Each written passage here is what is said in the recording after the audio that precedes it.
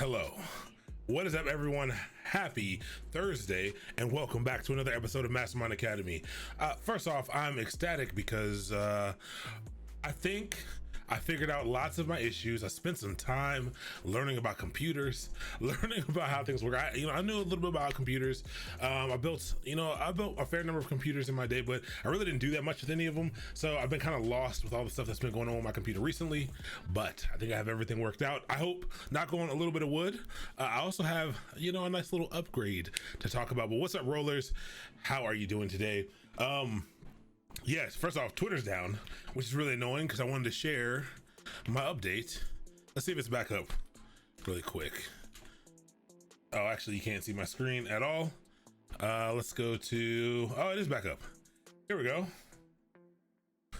Twitter is in fact back. But also what you can notice is, actually you can't actually tell, but we are back in Windows. I actually am simplifying my setup now. I actually think we're going to be in Windows full time now. So the only time when we're going to have issues, specifically when we do Docker things, I'm actually going to just grab an EC2 instance or a Lightsail VM or DigitalOcean or something to make sure I can get past those problems. Anytime we're going to be focusing in Linux and need to worry about those things, worry about the intricacies of WSL2, we're going to go ahead and we're going to go over to a VM.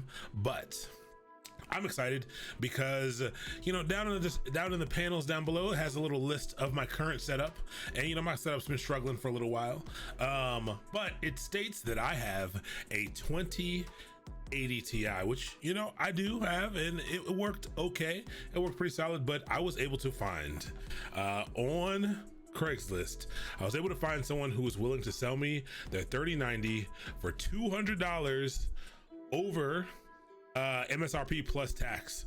So I'm pretty excited about that. It's in the machine. I just put it in there. Hopefully it makes it through this stream. I really hope it makes it through this stream. But yeah, that's where we were able to get that going today. But today we're going to be learning about binary search trees. That's what we're gonna learn about today. This was supposed to be search week. Really sorry I wasn't able to come on Tuesday. Again, had to do with my computer being completely down. I actually spent the day trying to get up and running and get going with what's that thing called? I forgot what it's called. With my laptop. I'm tripping right now. Trying to get going with my laptop, and I was having trouble with the sound, and I was tired of fighting with it at about 6 o'clock. So I'm sorry about that, but we're gonna go through today. Today should be pretty short. We're only gonna focus on this. The only reason we're gonna focus on this is because instead of coming tomorrow, which I know a lot of people don't want to do, instead of spending a lot of time tonight, everyone's attention span is limited.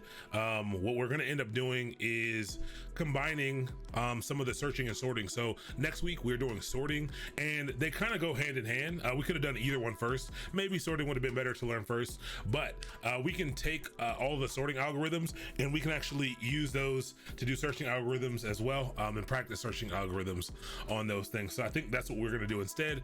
And tonight we're only going to focus on this new search, this new non-linear data structure that we have now learned. So that is in fact what we're going to be doing tonight. So let's go ahead and let's get started. So we're also going to be trying something new. Like, the whole setup has changed. I also think I discovered that my iPad, actually, let me see here. Yesterday we had some issues with the camera, and the camera stopped. Unfortunately, the camera stopped and I couldn't get it to come back on. I'm pretty sure a lot of the issues that I've been having also have to do with USB controller bandwidth. So what I did do is I cut the bitrate in half on the camera, and I think this should help a lot. I'm hoping that it helps, but yeah, we'll see what happens. Hopefully the camera makes it through. Don't think it was overheating or anything, but cool. All right, so what we're gonna do tonight is, first, I have, we don't have any slides, but what I do have is a cool application on the iPad that allows me to do a little whiteboard in the browser without having to plug in. So I used to plug the iPad into a capture card. So we're gonna try something different. And the reason why we're gonna try this way is because it's gonna be easier to do the code and the animations, or not animation, the drawings and the annotations side by side. And so that's what we're gonna do this evening. And let's see, this app is called Air Sketch. Let's see if this is gonna work for us today. So all I gotta do in my browser is go to 10. Did IP change? It did change, but it's, nope, that's not it. Let's go to 10. Actually, no, it's not. It's 192. There we go. Actually, that is it. Excellent. So we have a little whiteboard here. It's not the best, but it's also not the worst. And what it'll allow us to do is it'll allow me to say, hello, right there, and it comes straight up on screen. And this is gonna make things a little bit easier, I think, for us, which should be pretty exciting. So now we're gonna get this over here, and you know what, actually to start, we're gonna go full whiteboard just to get going, and then we're gonna start building this out. So we're gonna learn about binary search trees. We're gonna talk about the different pieces of a tree, and binary search trees in particular. We'll talk about exactly what they are, and then we will get into the implementation of a binary search tree in Golang. We've been working with Golang, so we're gonna hop right in with a binary search tree in Golang. So I hope you're, we're gonna keep doing the data structure stuff in Golang. So we use Golang all next week as well. And then we will switch to something else, likely Python, for some of the remaining things. We will come back to Golang for the concurrency piece, just because concurrency in Go just works really well. And I think it'll be very easy for you to understand the concepts there. Yes. In the middle profile, guy in the profile pic, it was Idris, that is me. That's me. It's a picture of me, from a couple weeks ago when it was sunny outside, the middle of the summer. I had a little bit of a tan going on. That was me. It's just not as hot anymore, and I'm going back to my normal shade. No, I didn't do any kind of baiting and switching, or switching and baiting. That was me. All right, my name is Idris, and I am a streamer, and I'm going to teach you how to code today. So let's draw. I'm clicking on all the wrong things. Let's draw out some stuff. Where did it go? No, I guess I got to open it back up. I don't know why I closed it. 192. All right. So trees. What are trees in programming? Trees in programming are like trees in real life. They are data structures. They're abstract data structures. And what they allow you to do is they allow you to structure data in a hierarchical, I don't know how to say it. Let's you know what? Now we got to look it up. Hierarchical. There we go. We tried it. Let's listen. Hierarchical. There we go. In a hierarchical structure. Okay. So think about, this is exactly what a tree kind of looks like. So it starts from, some kind of base layer. And trees start from the ground, and starts, whoops, I don't think I can delete here, can I? Nope, I can't. I just got to delete everything. We can't make any mistakes because I can't delete anything. But basically, a tree is going to work. You're going to have something up here, and then as it grows, as the structure grows, you're going to, add more and more things to it. Whoops. You can have a couple things like going over here as well. Maybe you have something like this, there you go. And the tree kind of just grows out and out and out. All right. Terrible tree drawing, but it's okay. Yes, trees do grow up in real life. So flip it upside down. That's all you got to do is just flip this thing upside down. It looks like it's coming out of the ground. Or you can look at this as a reverse growing pine tree, so Christmas tree, pointy at the top, only one thing at the top, and then it kind of gets wider as it goes to the bottom. Imagine if the pine tree started growing out of thin air from the very top and then went down and connected to the ground. All right, so this is what a tree is. And so what are the pieces of this thing? Why would we want to make a data structure like this? How do we talk about a data structure like this, and what is it used for? Well, this has a couple different pieces, and so let's maybe you can screenshot this, but we'll say what's it called when you anatomy of trees. All right, and so this is not a biology class, this is a programming class, and so we're not talking about wooden trees, but what are the anatomies? And so the first thing is called the root. All right, the very first node that everything grows from is called the root. And so we'll draw a little node right here. And notice I'm choosing the word node. You should be thinking about all we did with linked lists already, because we're talking about nodes, but this is the root of the tree. The root of the tree is, it starts everything off. It's like the head of the linked list, okay? Yeah, and so that's the root.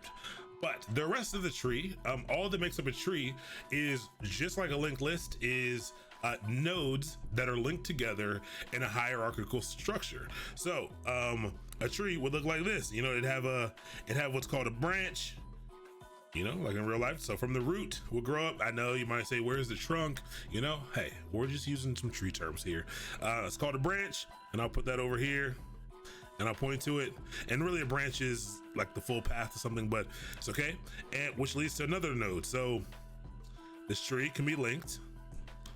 This root node can be linked to as many things as it wants to be linked to.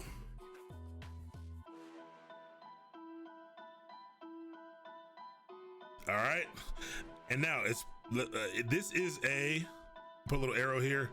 This is a one-way linking, okay?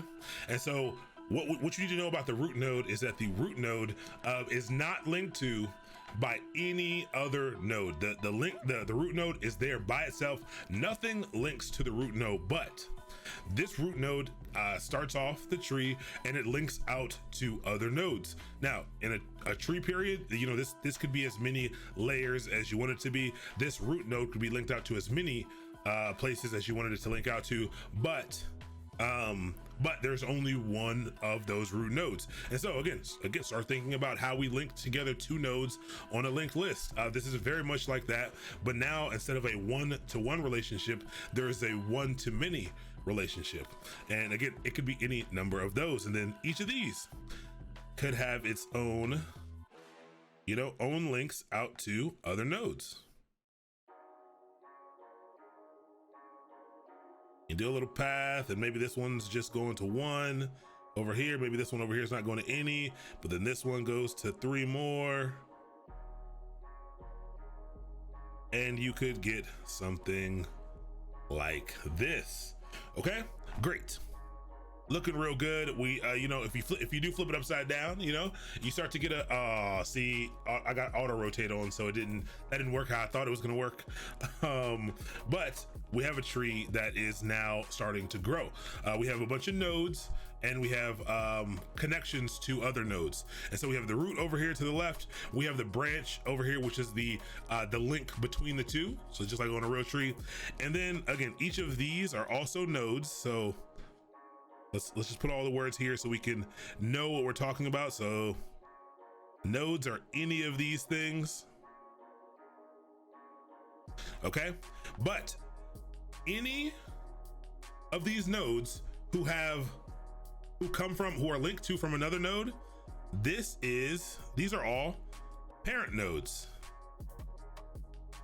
Okay, so in this case, this is a parent node, this is a parent node.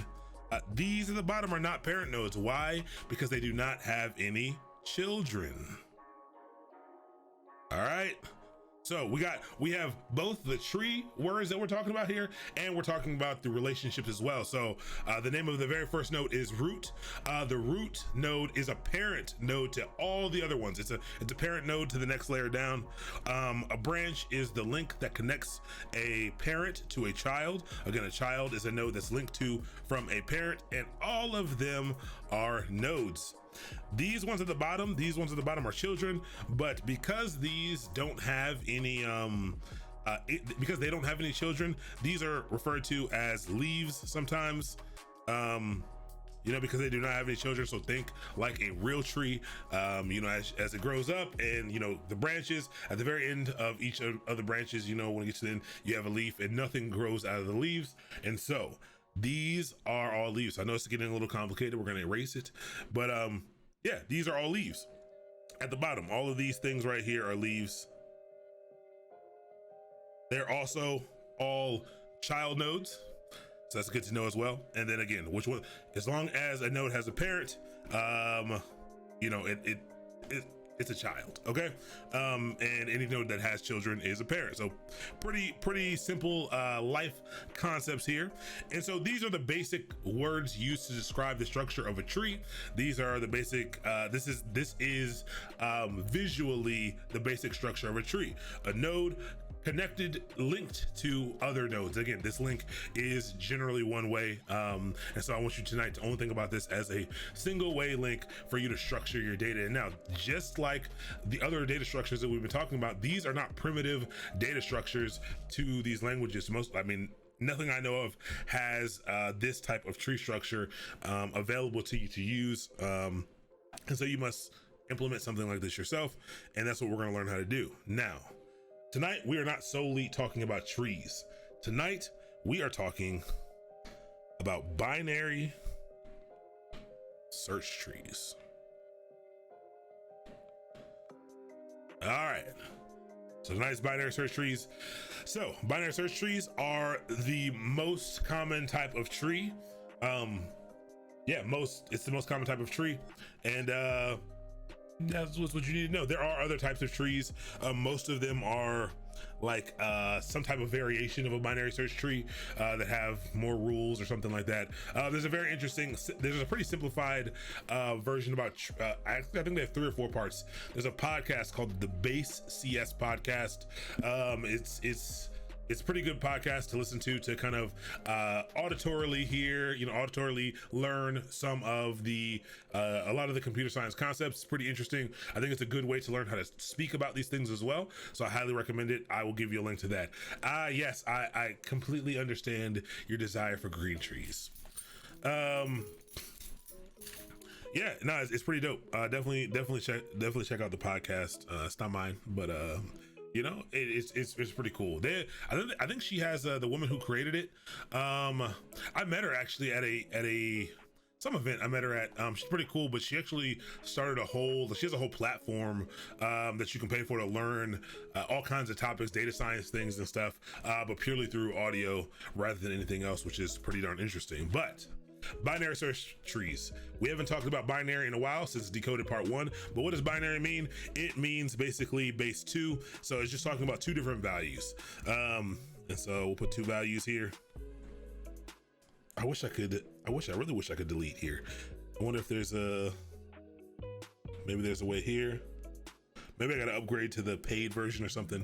But yeah, 2 values. Let's try that again. Binary search trees. So 2 values. And, commonly when we're talking about binary, we are usually talking about 0s and 1s. That's not the case here, or it could be the case here. It's not going to be the case that we're working with now. It's just talking about 2. You have 2 different options. You have yes or no, on or off, 1 or 2, or 0 or 1, or whatever. You only have 2 options here. So what that means in terms of a tree is from that parent node, from that root parent node, it means you only have 2 options. Okay, so you can only have 2 options coming off of here, and every node only has 2 options that it can have. So the other one we drew had a one-to-many relationship, but this one here is simply, it's still a one-to-many relationship, but it's only up to 2 things. And now I want to be very clear that it's up to 2. It's okay for a node to only have 1, but it can have up to 2. So maybe this has 1, maybe this has none, maybe this has 2, and maybe this one has 1. So they don't have to be even, they don't have to be balanced, but we're gonna get into balancing a little bit later with sorting. I think balancing falls it's a part of binary search trees, but it's something that we are going to learn as we are sorting things out. But again, just 2 options coming off of here. So pretty simple. The way that they commonly work, and I mean, so again, this is an abstract data structure. The binary search tree, as people know it, works in a specific way, but you could actually modify a binary search tree to work in different ways if you wanted to. But the common way that this works, the way that like it's commonly understood for this to work, is any value compared to the root node. So whatever is to the left of the root node, whatever its children are, it means that whatever's to the left, the value is less than the value of the top node. And I say value and not number, because again, you can have different types of things you are using a binary search tree for. Today, we're gonna keep it simple with integers. We're simply gonna use numbers. And so whatever is to the left is less than, and whatever is to the right is more than or greater than, whatever. All right, so I want to be clear though. Well, so then if you think about that, you can start to see what might happen if you had, let's say, an array of numbers, and you had maybe like the number 20, you had the number 4, the number 11, number 2, number 1, number 17. All right, let me add something like this. And you went to iterate through these things and you wanted to store them in this kind of data structure. You might do something, so you might take 20 first. 20 might be the head node. So you might have 20 up here to be the root node up here. And you have two options here. So we're gonna go, after we cross off 20, we're gonna look at 4, and 4 is for greater than or less than or equal to 20. It is less than, so we are gonna put it over to the left. So we're gonna do what it says over here, and we are gonna go over to the left like this. And then now that's been placed into the data structure. Now we have 11, and the way we do that is we say, hey, is 11 greater than or less than 20 again, and we say it's also less than. So then we go down to 4 and we say, hey, is 11 greater than or less than 4? And we say it is in fact greater than 4, so it's gonna go off to the right, and we're gonna have 11 over here. And then we do the same thing with 2. 2 is less than 20, goes to the left. 2 is less than 4, then yes, it is less than 4, so we might have 2 over here. Then we might have 1 is gonna end up over here because it's gonna be less than this, less than this, less than this. And then 17 is going to also go over here. It's gonna be greater than 11, so it's gonna go to the right of 11. All right, and so we're basically just going to be picking right or left, and we can grow the tree out this way. We can follow this logic as we begin to insert more nodes. So we're just creating these little links between them. And what it's going to allow us to do, the reason why we're learning about this during searching, is because this is going to allow us, when we're trying to discover something quickly, it's going to allow us to be able to trace a path, because we know how the data is structured. We only know there's 2 ways to go. It's going to allow us to more quickly get to the place that we want to go. Most of the things that we've been learning how to do have a time complexity, they have a big O notation value of O of N, but this one actually has an O of H, which is actually going to be the height of the structure here. So there's actually a couple different values that we're going to talk about in a little bit, which is going to be, so there's one. Let's I wish there was a way to save this. We'll figure out how to save it. Can I screenshot it? How do you screenshot on an iPad? I'm not an Apple user, but there we go. All right, saved. I'll be able to post that somewhere. So we have our nodes. Just draw some crappy nodes real quick. And let's say 1 goes off here, 2 here, whatever. All right, maybe you're all the way out here. This is gonna be the height.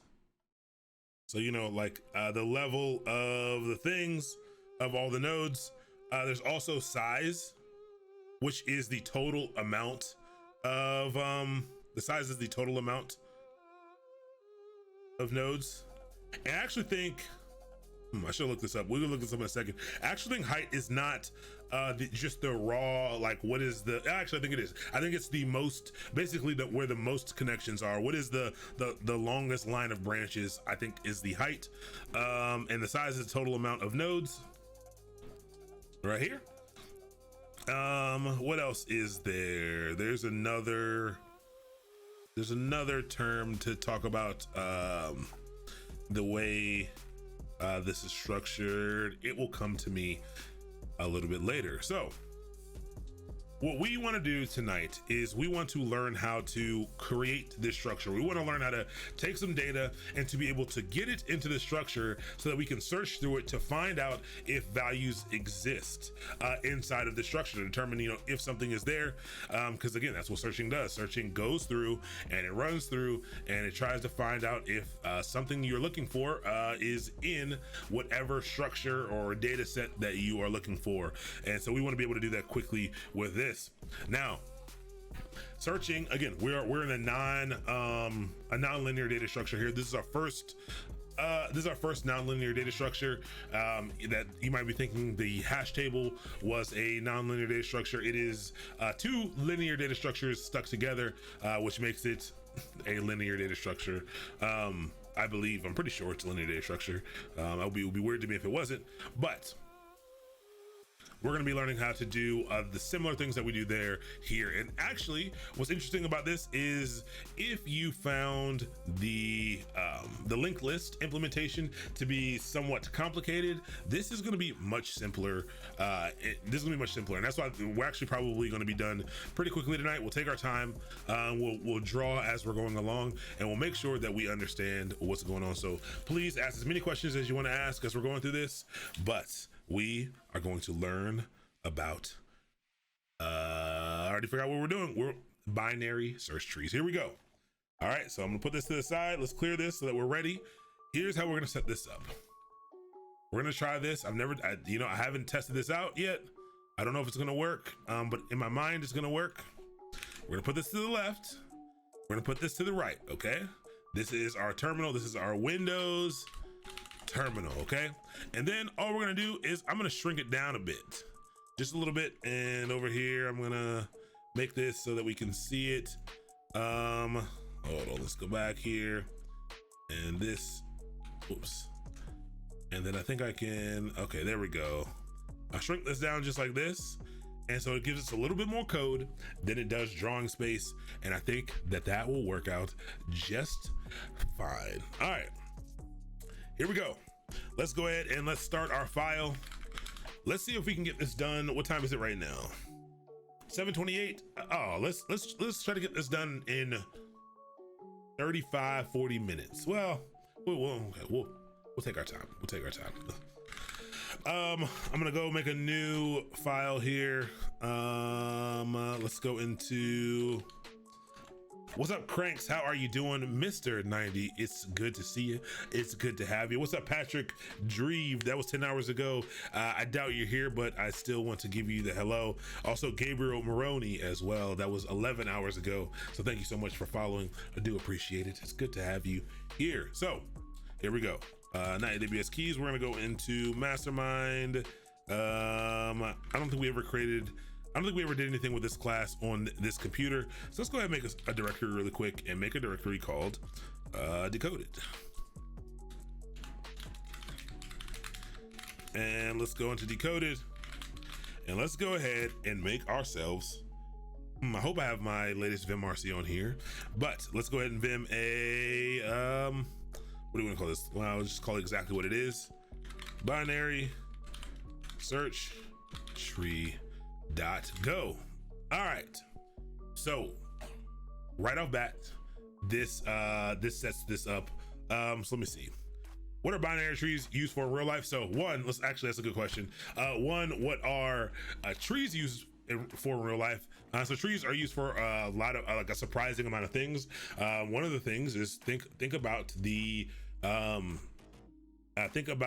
file system on your computer. Thinking about the folder structure that is on your computer. That is a tree. That is a tree data structure. It's used in a lot of implementations of of of applications to be able to create that. It's just displayed in the format in which whatever the your file system is. So it's interesting.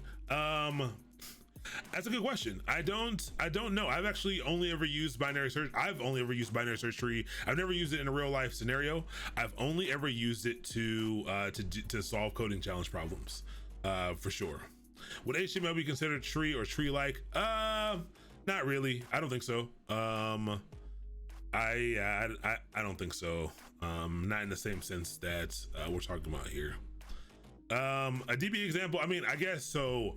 I mean, I do think relational databases, I think, are very tree-like. So DB example, I mean, a relational database is a database where the data in it, the tables and the different things that are in this table are linked to other pieces of data and you can basically follow these links to be able to gather data that you need. So I think inherently relational databases are tree-like or can be tree-like.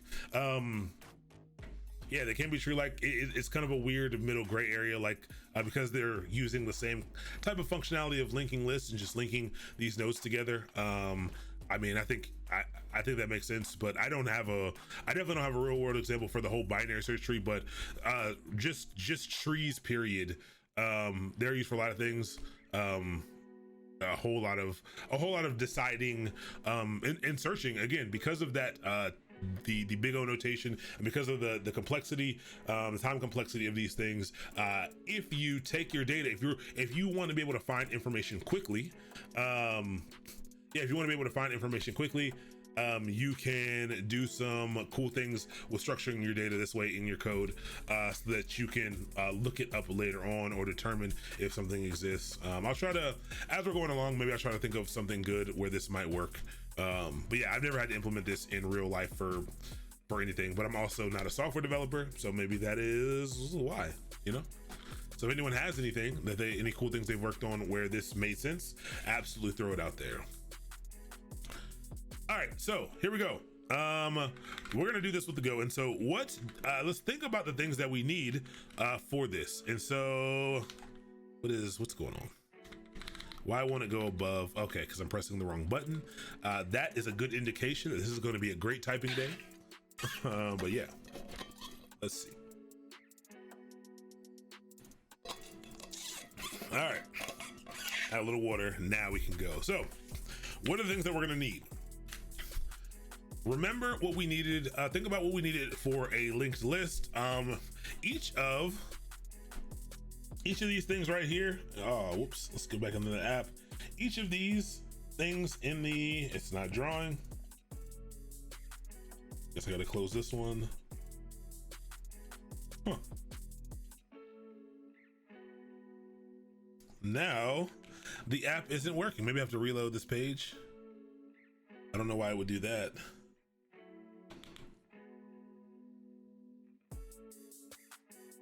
Let's kill the app. Let's go back into it. Huh. Very interesting. Maybe I need to get out of here real quick. Let's see. My tech this week has not been nice to me at all, but it's okay. It's all right. We're gonna see if we can. Did I already? Oh, maybe there's limitations to the free version. Maybe I need to grab a better version. Let me just check really quick. What's up, Cabalitro? Welcome to the channel. Thank you so much for the follow. What are we doing? Air sketch. Let me just check the free thing to see if there were any time. Are there any time limitations? It doesn't say there are any time limitations. So maybe it's just. Oh, is my pen dead?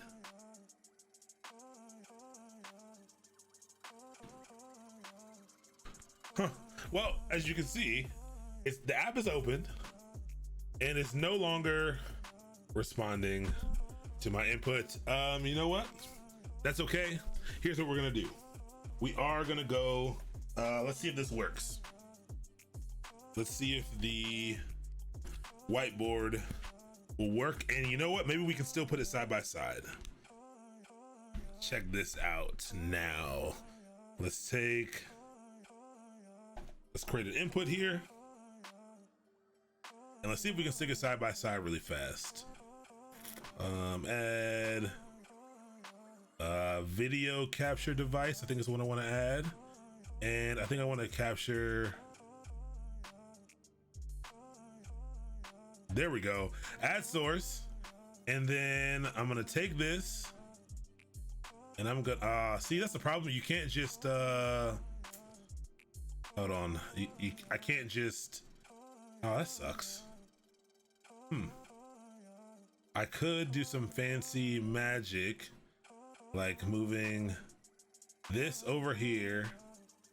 Nope, I don't know. This isn't gonna work. We'll just draw it, and I'll just keep turning it on and off. That works. For me, for this, let's go into a whiteboard that actually works. All right, and so this is what we were drawing the other day, and we will close this out. Cool, and we'll get some drawings here. I'll click, maybe. Well, I'll click my move it behind, but I can also just, you know, like as we want to move back and forth, I'll just go like this so that you can see it, and we can do a full implementation here. All right, here we go. So if you want to see it, we'll get it back on there. Look at how database are implemented. You'll see that they sort data in a tree structure to allow users to quickly data. Yeah, and again, that's specifically relational databases. So things like MySQL, things like Postgres. There are a lot of database services and structures that are different than that nowadays. And so we're actually going to talk about databases, I think, in a week or two. So if you're interested in that, definitely come through. Where do you study from? Which website? I don't really go to a single website anymore, except for cloud stuff. I use A Cloud Guru for all of my AWS stuff and all the cloud stuff I want to learn. But other than that, I kind of just get everything off of wherever I can find the information. I'm usually looking for, because I'm not specifically trying to sit down and learn any technologies right now, I kind of just pick things up as I need them, and I find them kind of wherever, and that's where I grab them from. Greetings from Spain. How are you doing? Eagles cocktail. See, now I learned something new for sure. So here we go. What do we need to do first? When we're looking at the tree, we need to create that first thing here. We need to create whatever these nodes are gonna be. So we need to go ahead and create ourselves a node. And what does a node have in specifically a binary search tree? In a binary search tree, remember, it's binary. So it has two options. It has two links to other to other nodes, okay? It should just be node. What the heck? There we go. All right, so these are links. And we've seen how to set these things up before. So we are gonna need to be able to create, you know, a node with these links in there. So yeah, let's create that really well. Let's not create it. Let's set up what we need here. And let's just say we need the structure of our nodes. We're also going, what else are we gonna need? We're gonna need to be able to, this is a data structure that we're gonna be creating, and we need to be able to add to this data structure. So I think some of the other things that we're going to need to do is we're also going to need to be able to put some nodes into the data structure. So maybe put nodes in or insert nodes into the structure. I think that's what we're going to need. So in the structure of the nodes, you might think that we need a structure of the tree, but we don't actually need that, and I'll talk about why. But I'll put this here because this is something that I thought in the beginning, and I see most people try to implement this, but we don't actually need the structure of the tree. We'll talk about why in a second. But we also are going to need a way to put nodes in, you know, or get nodes in, and we're also going to need a way to search nodes in tree to determine if they are there, or search values for nodes in tree, determine if they exist, so that you can find the data that you're looking for if you need it. What's up, CB Meeks? First time viewer, welcome to the channel. Welcome to Mastermind Academy, where we will learn all about things kind of related to software delivery. So we're doing some coding tonight.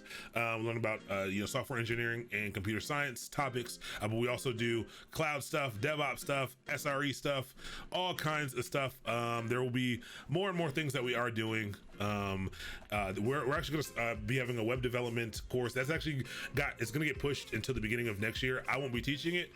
I'm going to introduce you all to someone who's going to be helping out teaching some of the courses so that we can offer more things, more things for people to learn. A lot of people have asked about web development, and I can teach basics of web development. I can probably teach like intermediate web development as well, but I don't think I'm the person to teach you that. You're gonna have a lot of questions that I think someone else would better be able to answer, but I'll be here with them, helping them as well. So I'll let you all know when all that information is going to come out. So these are things that we need to do. We could put something in here to delete nodes, but that gets a little complicated, and I think with the goal tonight is to really just understand the topics. But we could well, actually it doesn't get all that complicated, but we could do that. Yeah, I think we can start with these things. I think this works. I don't know if it's everything, but let's see. So again, we're doing this in Go. If you've never seen Go, not a big deal. We're going to talk through the process, and like I said, we're going to draw out what is kind of happening here. So let's let's actually go right on back to this whiteboard, and let's look at this. And so the node structure. What do we need here for the node structure? So that node structure is going to, it's going to have a thing, but basically we're using this data structure to be able to hold different pieces of information. So we're going to need inside of this node, we're going to need like the value of something, or what the node is worth. Like we're going to need a value of the node, or whatever data that node is going to hold. And then, with the little picture I drew, that node needs to have two little pointers here. So just like we did pointers with the linked list, we're gonna need to have pointers here, and you can call them whatever you'd like. They're commonly referred to as a link to the left and a link to the right. Because it's kind of easy to follow and people kind of know what's going on here. You can call it whatever you want, but I think this is how we are gonna want to do it. CB Meeks, thank you so much for the follow. I'm glad, I'm glad you found us. I'm glad you're able to come on through. Good to have you. So, let's do this really quick. And we've seen this before, so this isn't going to be new here.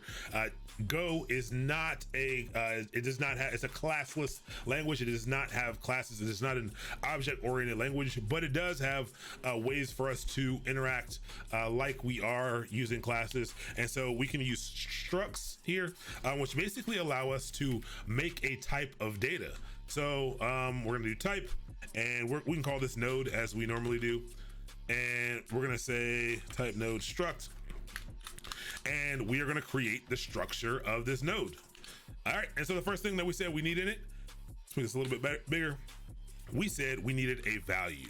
Okay, we can call this whatever we want. Value, I'll leave it as value. I usually don't like to make the stuff this long. I usually like to make it a little bit shorter, but it's okay. We need a value here. And I think to start, because we're going to be comparing values, I think it's going to be easier just to use integers to learn this, but it doesn't only have to be integers, but usually, even if it's a different data type, usually you're going to be converting that value. You have to, into some other comparable data, so length or value. Maybe you're going to add up all the letters and see what their ASCII values add up to. Who knows? But yeah, what's up? I'm gonna go with, your name is chaotic, but chaotic. Hello, welcome to the channel. Thank you so much for the follow. It is good to have you here. So our value is going to be of type integer. Go is a statically typed language, strictly typed language. Yes, so it can be a string. It could be a string, but And again, we're not talking about this specifically in terms of Go. If it is a string, it needs to be something. So there's a couple different ways to think about this. If it's a string, you're gonna have to figure out how you want to compare, again, those values. So yes, it could be a string, absolutely could be a string, but we're gonna make it an integer. And so if you make it a string, you're gonna have to just again figure out a way where you can use some comparison operators to figure out which is which, or I mean, you know, or figure out a way how you're gonna determine what the status and value of these things are. So yes, it could be a string, it could be whatever you wanted it to be, but we're gonna use integers for now. Just because it's a little bit easier to work with. And then the other two things that we need are we're gonna need a left pointer and a right pointer, okay? And so that link here, what is, so when we point to the left or the right, what are we pointing to? What is gonna be the data type of the left and right? What are we pointing to here? We're pointing to other nodes, okay? So we're gonna be pointing to nodes. And so again, just like the linked list that we learned, the type of these things are right here going to be it's going to be of type node. So you know, we're creating a structure, and then we're, you know, inside of this structure we have pointers that reference this structure. So a little bit of recursion here, and tonight to do one of these we actually do need to do some recursion, and so we'll talk about recursion when we do actually get there, which is, you know, an interesting topic. We've touched on it before, but we haven't dove too far into it. So I think this is going to be our basic node structure right here. And you know what? As we're going through, let's see what this stuff looks like slowly, so that we don't have to hop all the way through and get in a weird spot like we did when we were doing the linked list. So first things first, let's go ahead and create ourselves. You know, we made this node structure, and let's, you know, maybe just make a quick node is equal to and ampersand node. Let's make an empty node, and let's print it out and see what an empty node looks like, or what it returns as. All right, so all we're doing right now is we defined a new data structure. We've made a variable called node and given it the value of an empty one of these structures, and then we're gonna print it out. We're just gonna see what this thing looks like when we print it out. And actually, I forgot, remember, we learned a little bit more. I don't know if you were on yesterday, but I learned a little bit of cool things about Windows Terminal. And check this out. I think it's Alt-Shift-. Okay, that's not what I wanted. I think I wanted Alt-Shift+ to split it horizontally.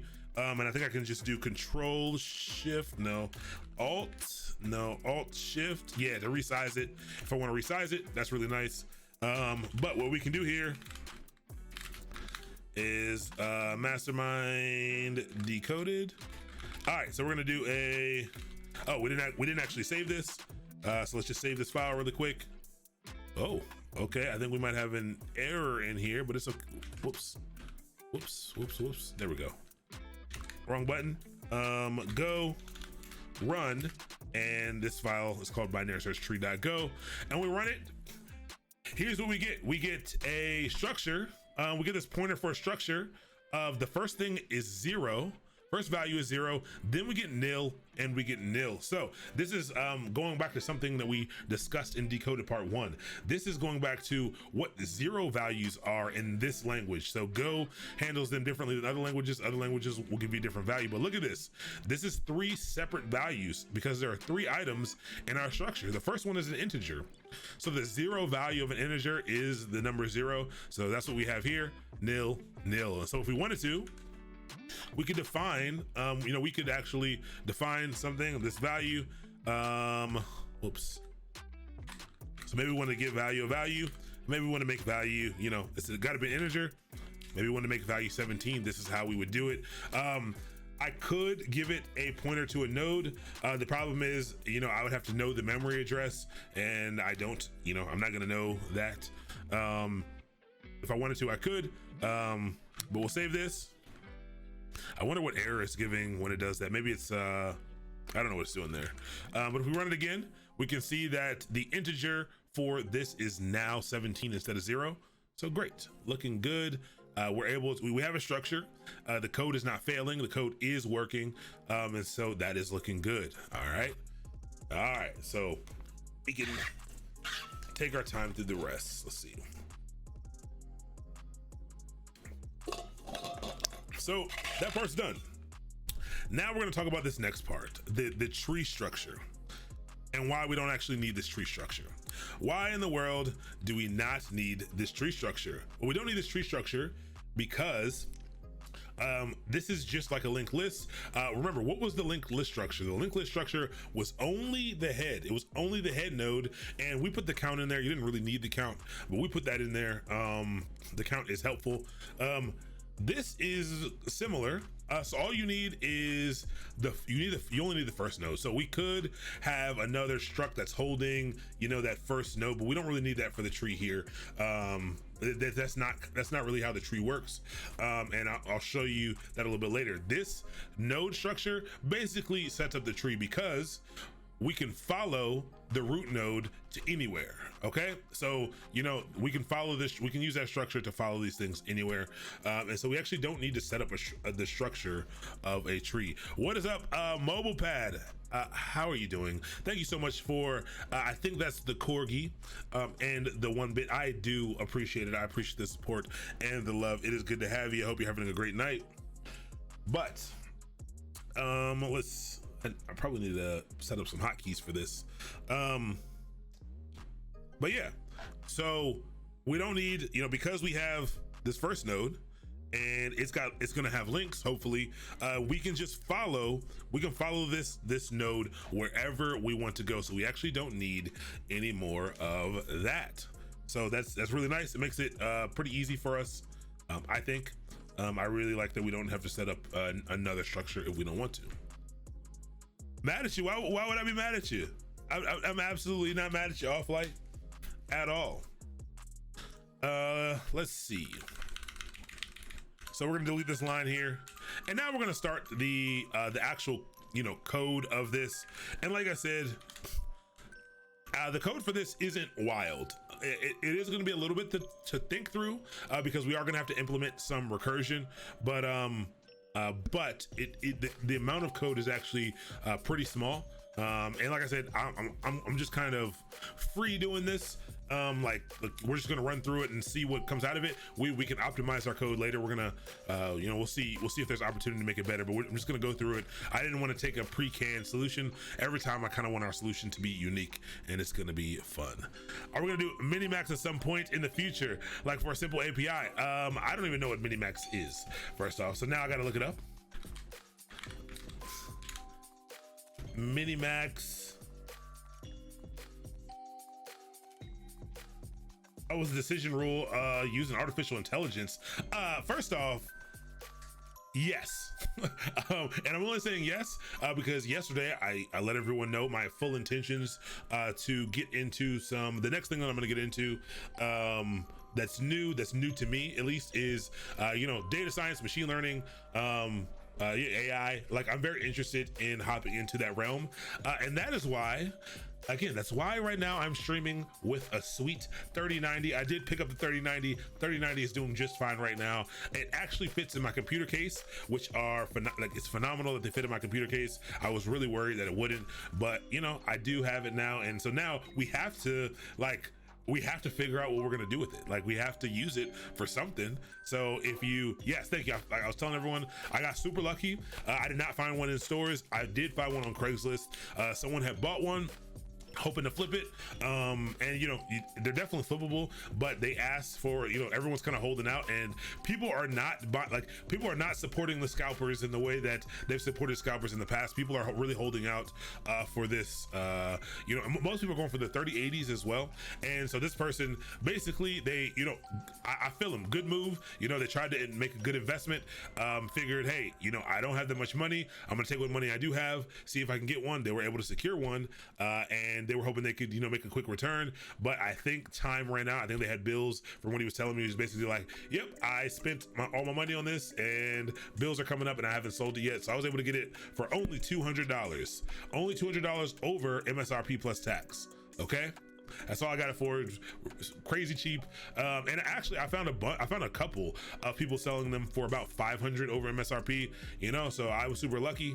very lucky here and stuck it right in the computer. Works just fine. Maybe finally I'll be able to play Warzone at 144 frames, because for some reason this is the 2080 Ti, it was not doing it. I could not get over like 110 120 frames. So yeah, it's you know, dying over 3090 for $200 out of context. Hey,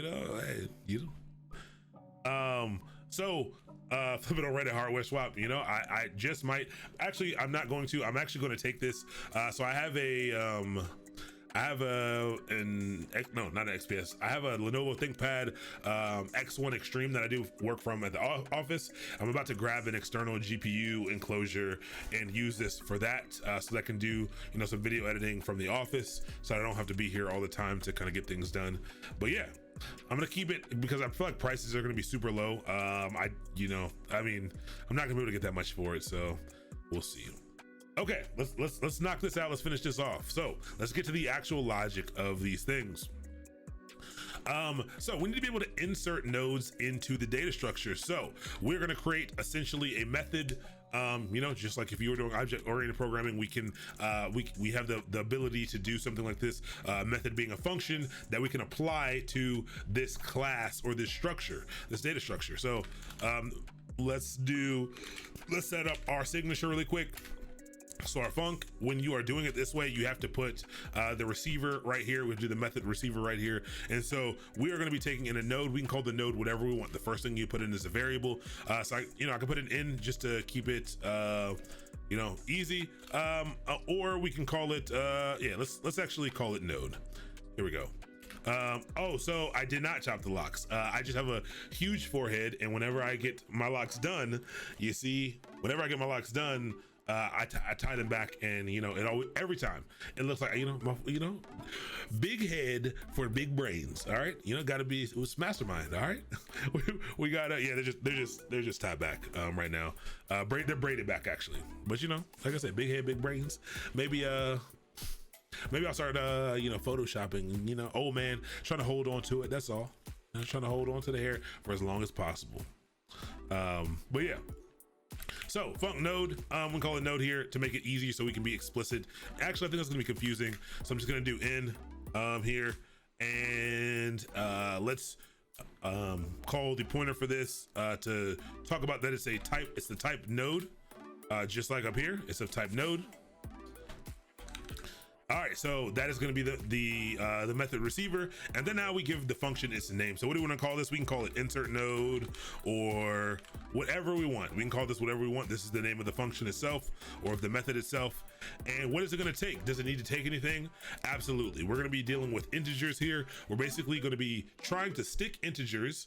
So actually, let's go back to the screen one more time. Oh, no signal because I had it off. Let's see what we got. That any better? Yeah, there we go. That's better.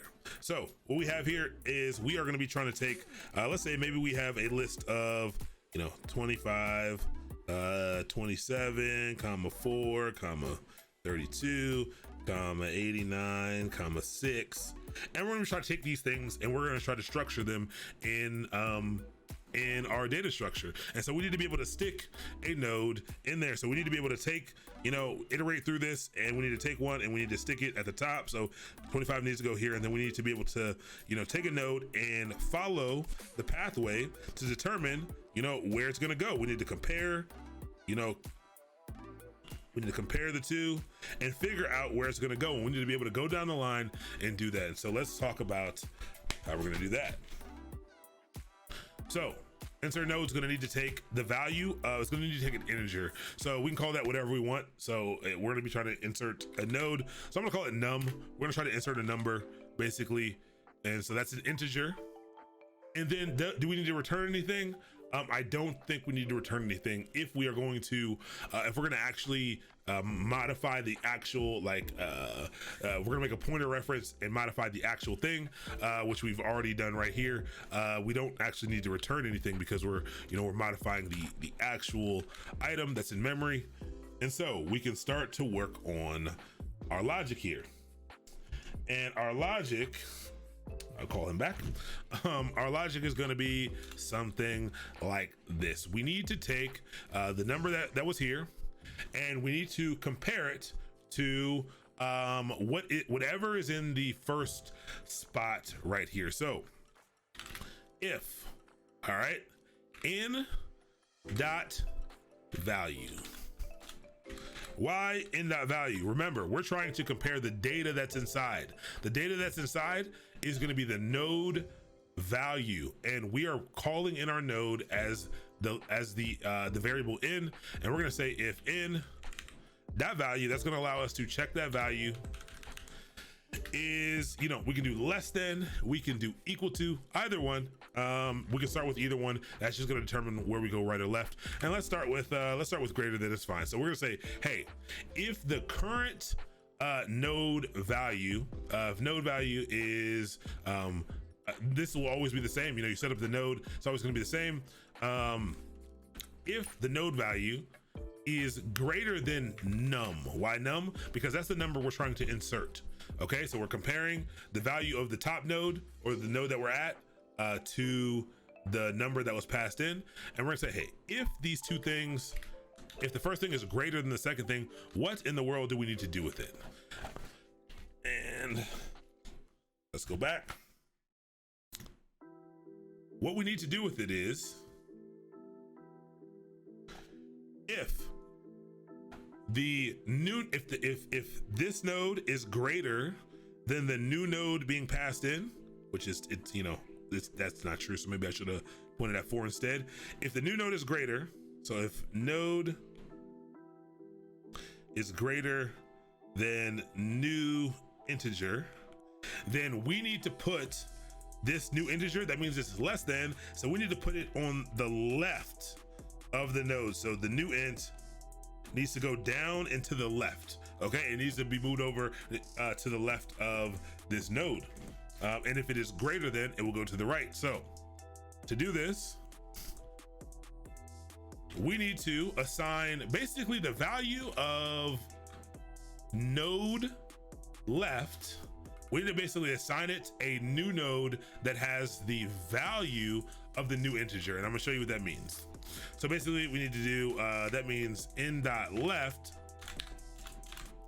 is equal to, not single equal, is equal to num. All right. Let's take a look at it for a second. I know it can be very confusing. Very confusing. Let's see. Whew. I have a question, by the way. It is in .NET Core. I don't know a lot about the .NET Core. I got some experience. I don't have any experience with .NET Core at all.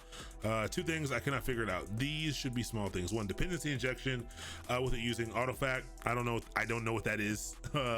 That's all good. No, ask away. So what I would recommend you do is to do ! Discord if you're not already in the Discord, and reach out in the Decoded channel of Discord, because there might be someone who has some .NET experience. I don't have any. The best response type to use, controller method, action. Yeah, yep. I'm completely out of my element there. Don't know anything about it. I'm sorry. Okay.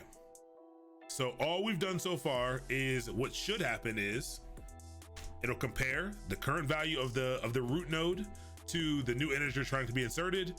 If the root node's value is greater, it will basically set the pointer of the left. It'll place it to the left of the node. So it'll drop it down to the left because it's less than. If it's greater than, it'll go off to the right. So great.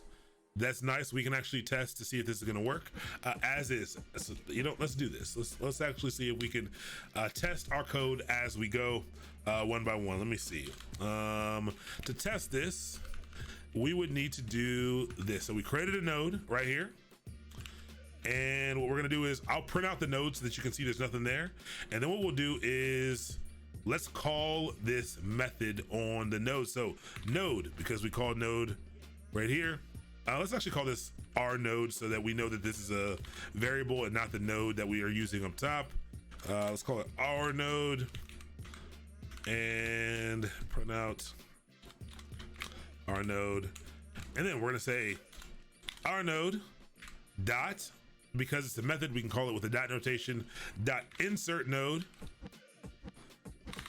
All right, so this is us calling this method, and we need to pass in an integer. It takes an integer. So the current node value of the head is 17. So if I pass in, this is only working for greater than right now. So I need to pass in a number that's lower. So let me pass in like 14 really quick. And then let's take this again and let's print this out. So I'm gonna yank it and I'm gonna paste this here. So all we're doing is setting up a new node that has a root node of 17. We're gonna print it out so you can see what it looks like. Then we're going to try to see if our insert function works, our insert method works. We're gonna try to insert the number 14, and which should go, if 17 is the first one, it should get linked, 14 should get linked down to the left. And then we're gonna print it out again to see if it did in fact get pushed down to the left. So let's see this. Let's save it, and let's Control Alt minus. No. Plus. All right, I should just keep this open. Mastermind decoded. All right. Cannot use num type as type node on line 15. Let's see, left dot num dot value. Whoops.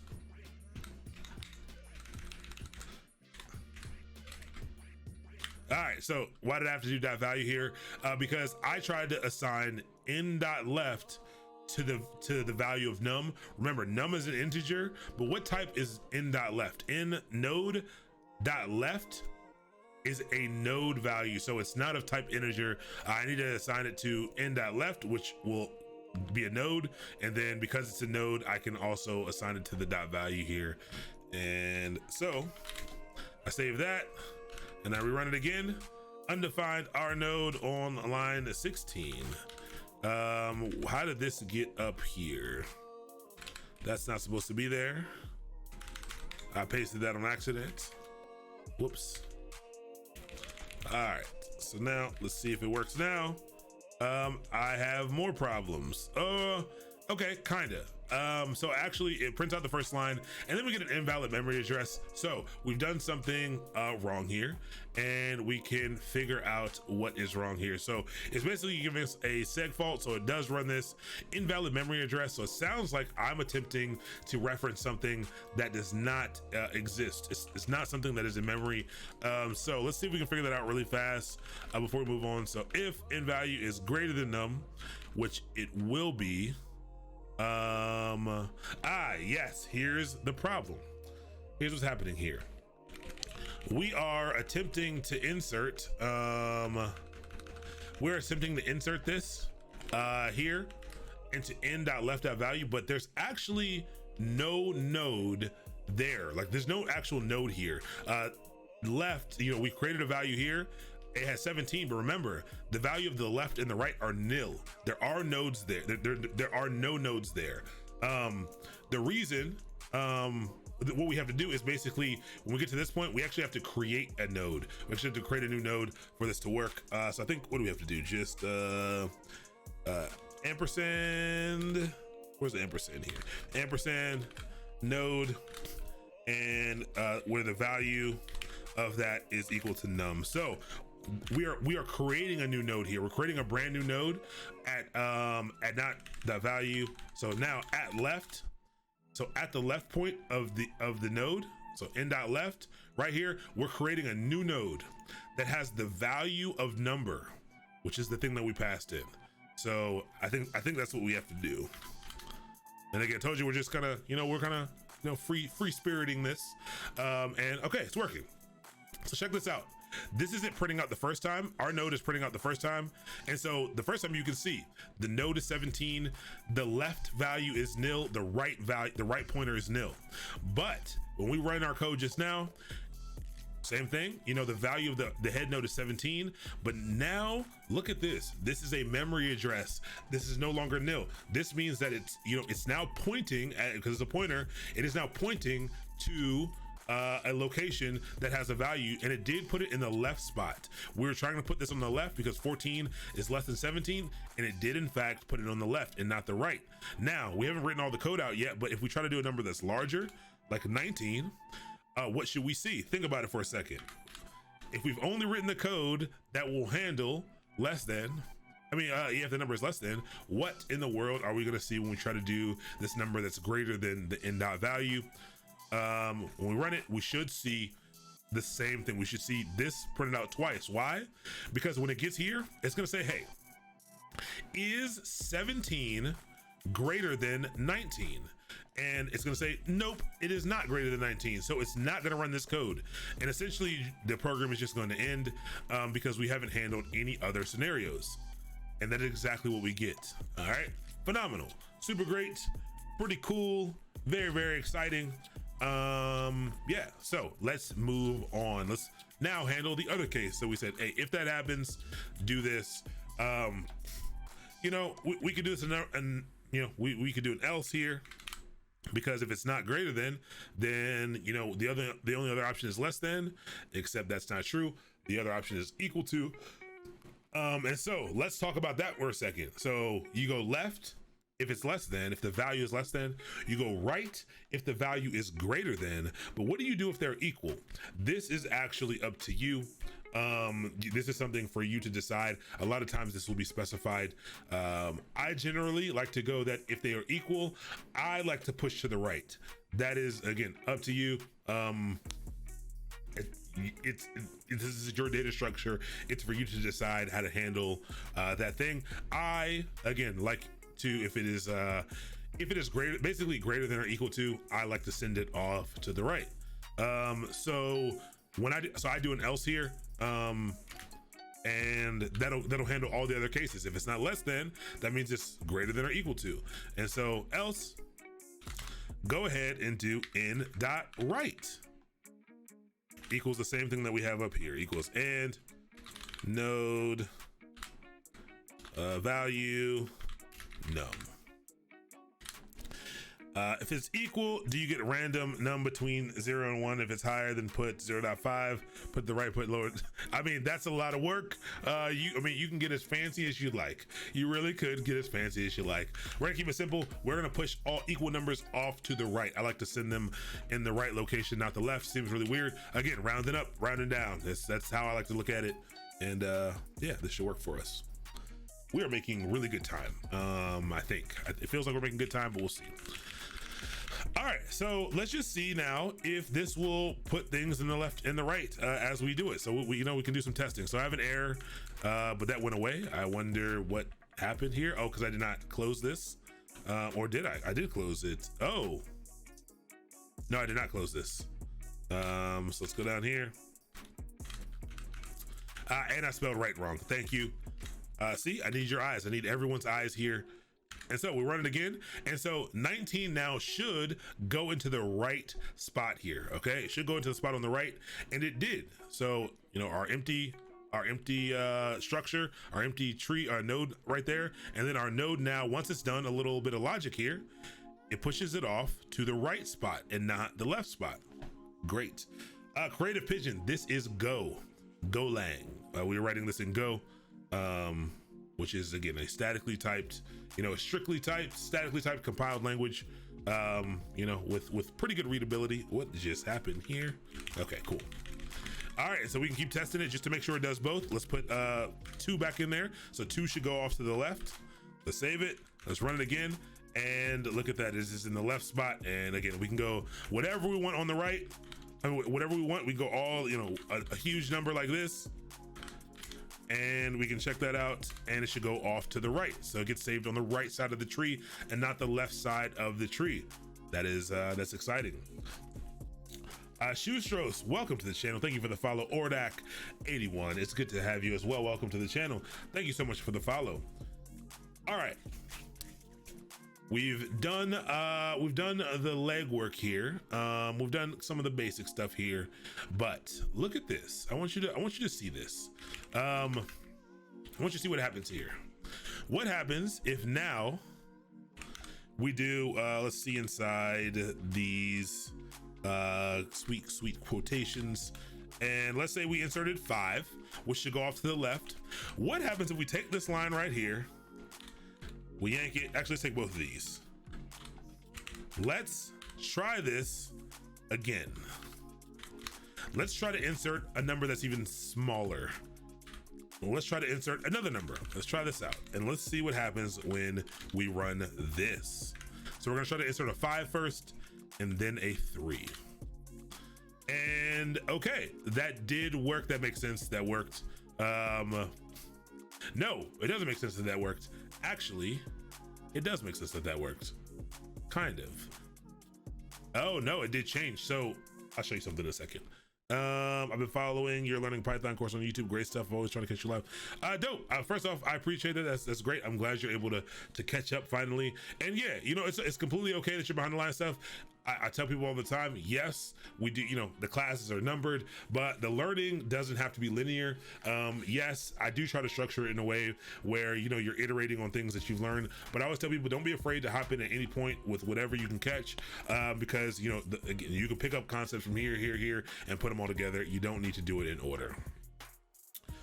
So the and node before the ampersands before the node allows me to reference the memory address. So rather than messing with a copy of this thing, I'm actually modifying the exact data item that's in memory rather than doing just a copy of it. So if I went like this and I remove this, and I could remove, if I did that, I could remove all of these. And now the node that's created in memory down here, I will be messing with a copy here, and none of this would actually let's see what happens if I run this. It should work, but I think this will stay as nil every time it prints. Oh, and it actually fails because node literal can't be used because it is of type pointer here, and that is why.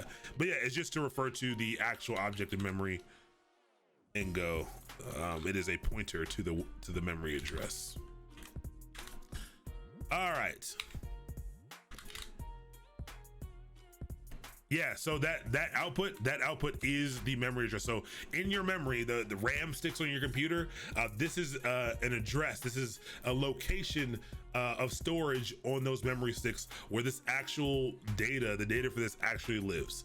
So it's actually referencing the actual memory address on your computer. So if I do this way, this does work, but what you are seeing here, there's not a good way to, if we were actually to do this properly, this changed. This would not change. If we did this properly, this wouldn't change. This will stay the same. Even if we added something new, this wouldn't change. Why wouldn't it change? Because we're still referencing the same node, and the node only has 2 pointers.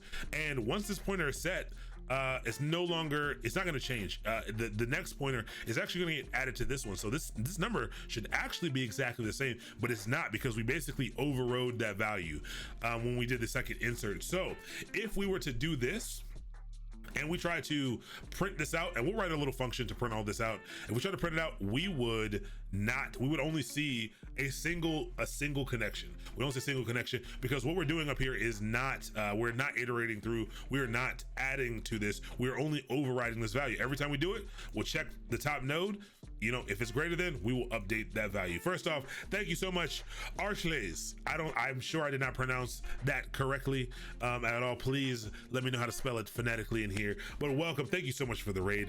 Welcome, raiders, come on in. We're just learning a little bit of, we're still doing some searching with data structures. Tonight we're learning about binary search trees, and we are trying to get this done. But thank you so much. One, how was your stream? Was it good? What were you all doing tonight over on your universe? Please, I'd really love to know, and I'll give you a follow after this as well. Again, thank you so much for the raid. I came for the go, stayed for the stuff I haven't touched since college. Exactly.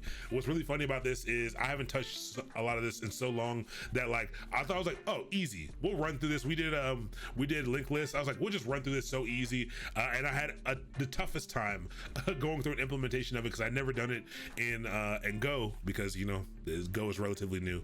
But yeah, Let's I like that you've been I like it. Your independentists have now been redundantly arrayed. I love it. Phenomenal. I love it. Thank you so much for the follow, everyone. What's up, El Ruin 1? What's up, Galere 91? What's up, Lemon Sauce? Love it. What is up, Kaznia? How's everyone doing today? I hope you're doing well. So we're moving our way through it slowly. We're working through it, but here's the problem. Here's the problem here. Again, we are simply updating this reference value, but we are not going down and making the tree any bigger. It is still one level because every time this runs, we're simply updating that value. So what we need to do, we need to actually check for a couple things here. One of the first things that we need to do is we need to check for if the value of something to know if there's something in the place that we need to see to know if this value is the last value. We need to do a little bit of logic in here. And so, you know, if the number is greater, we can check for something really quick. We can say, hey, if n dot left, so we know that we're going to the left side here. So we're gonna say, hey, if n dot left is equal to nil. All right, so we know over here that the empty value of this is nil. So we're gonna check for that. We're gonna say, hey, if this is nil, then go ahead and do this. So we wanna make sure that value is nil first. We don't wanna try to insert, if there's already a value there, we don't wanna try to insert this because it'll overwrite it like we just did now. And so we can say, if it is nil, not nilly, just nil. If it's nil, go ahead and do this. So go ahead and do your insert as we normally do. No problem, okay? So you say, you know, that sounds great. If it's nil, go ahead and insert. But, so if we were to run this right now, this would work. And so we need to change this also to else if, and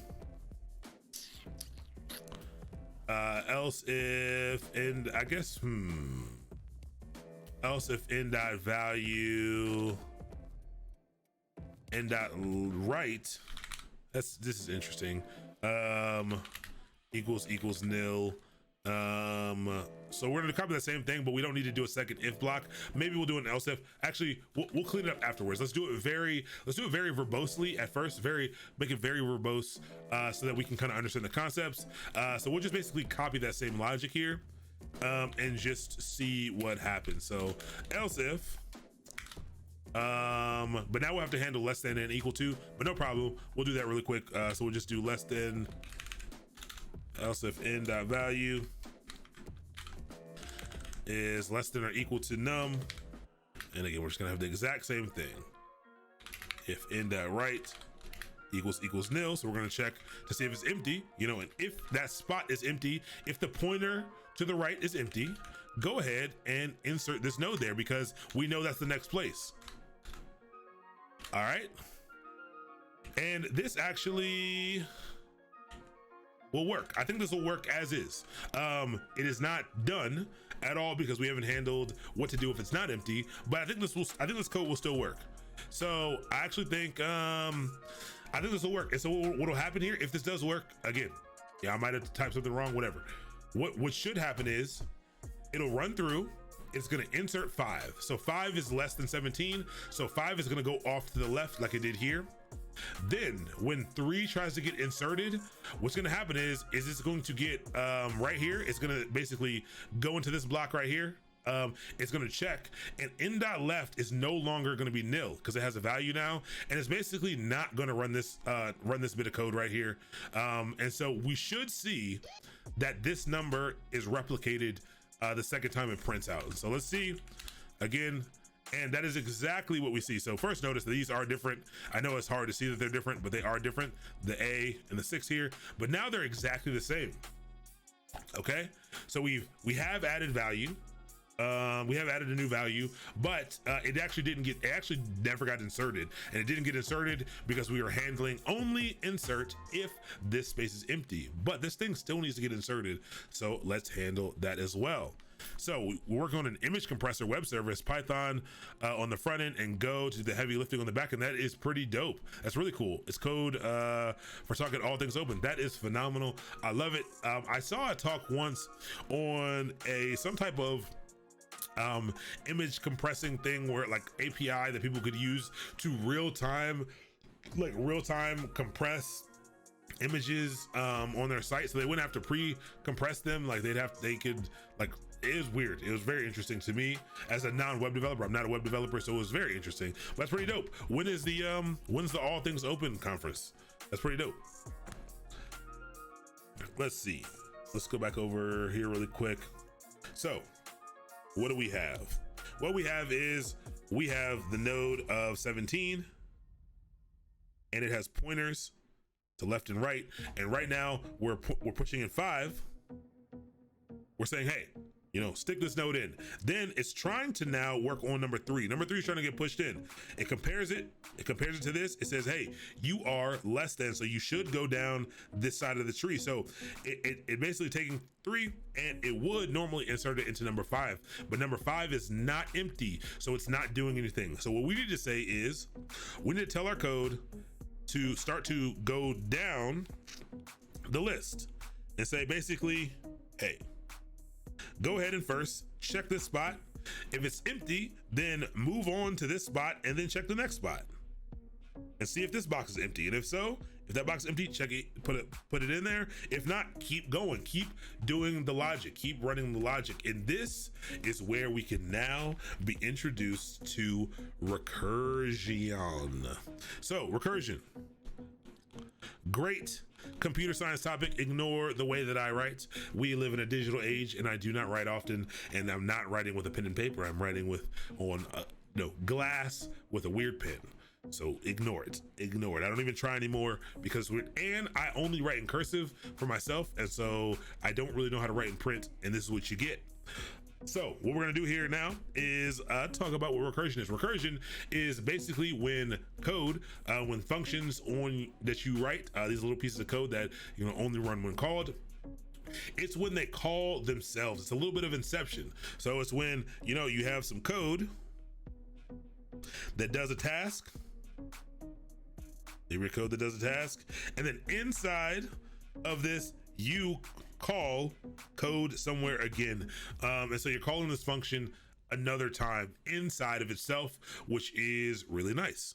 Wise old bird. Yes, we will be learning a few more data structures. We did learn linked list. We did learn hash tables.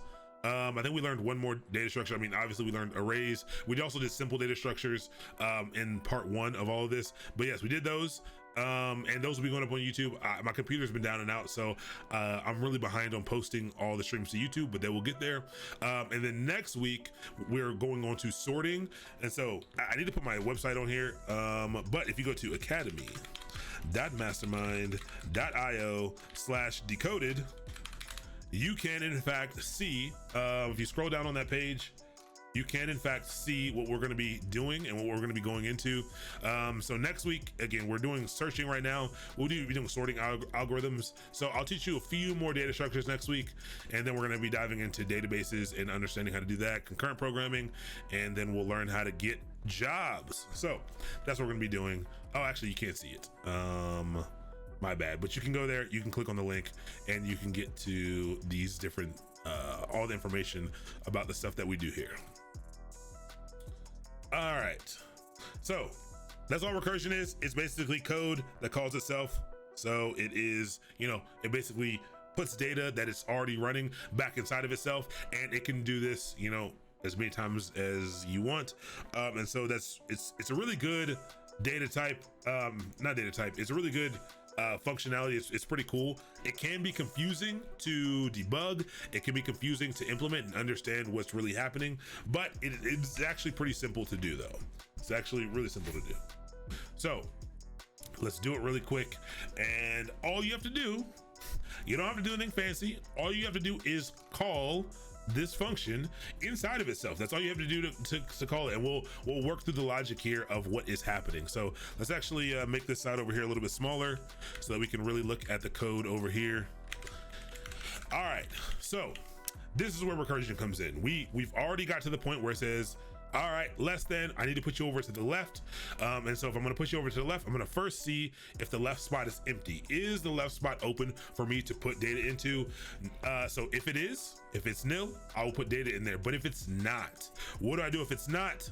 That is where we get into the recursion. And so else, what we need to do now is, if not, we need to basically run this function again. We need to basically run insert node on the next node down. What's the next node down? The next node down is in.left.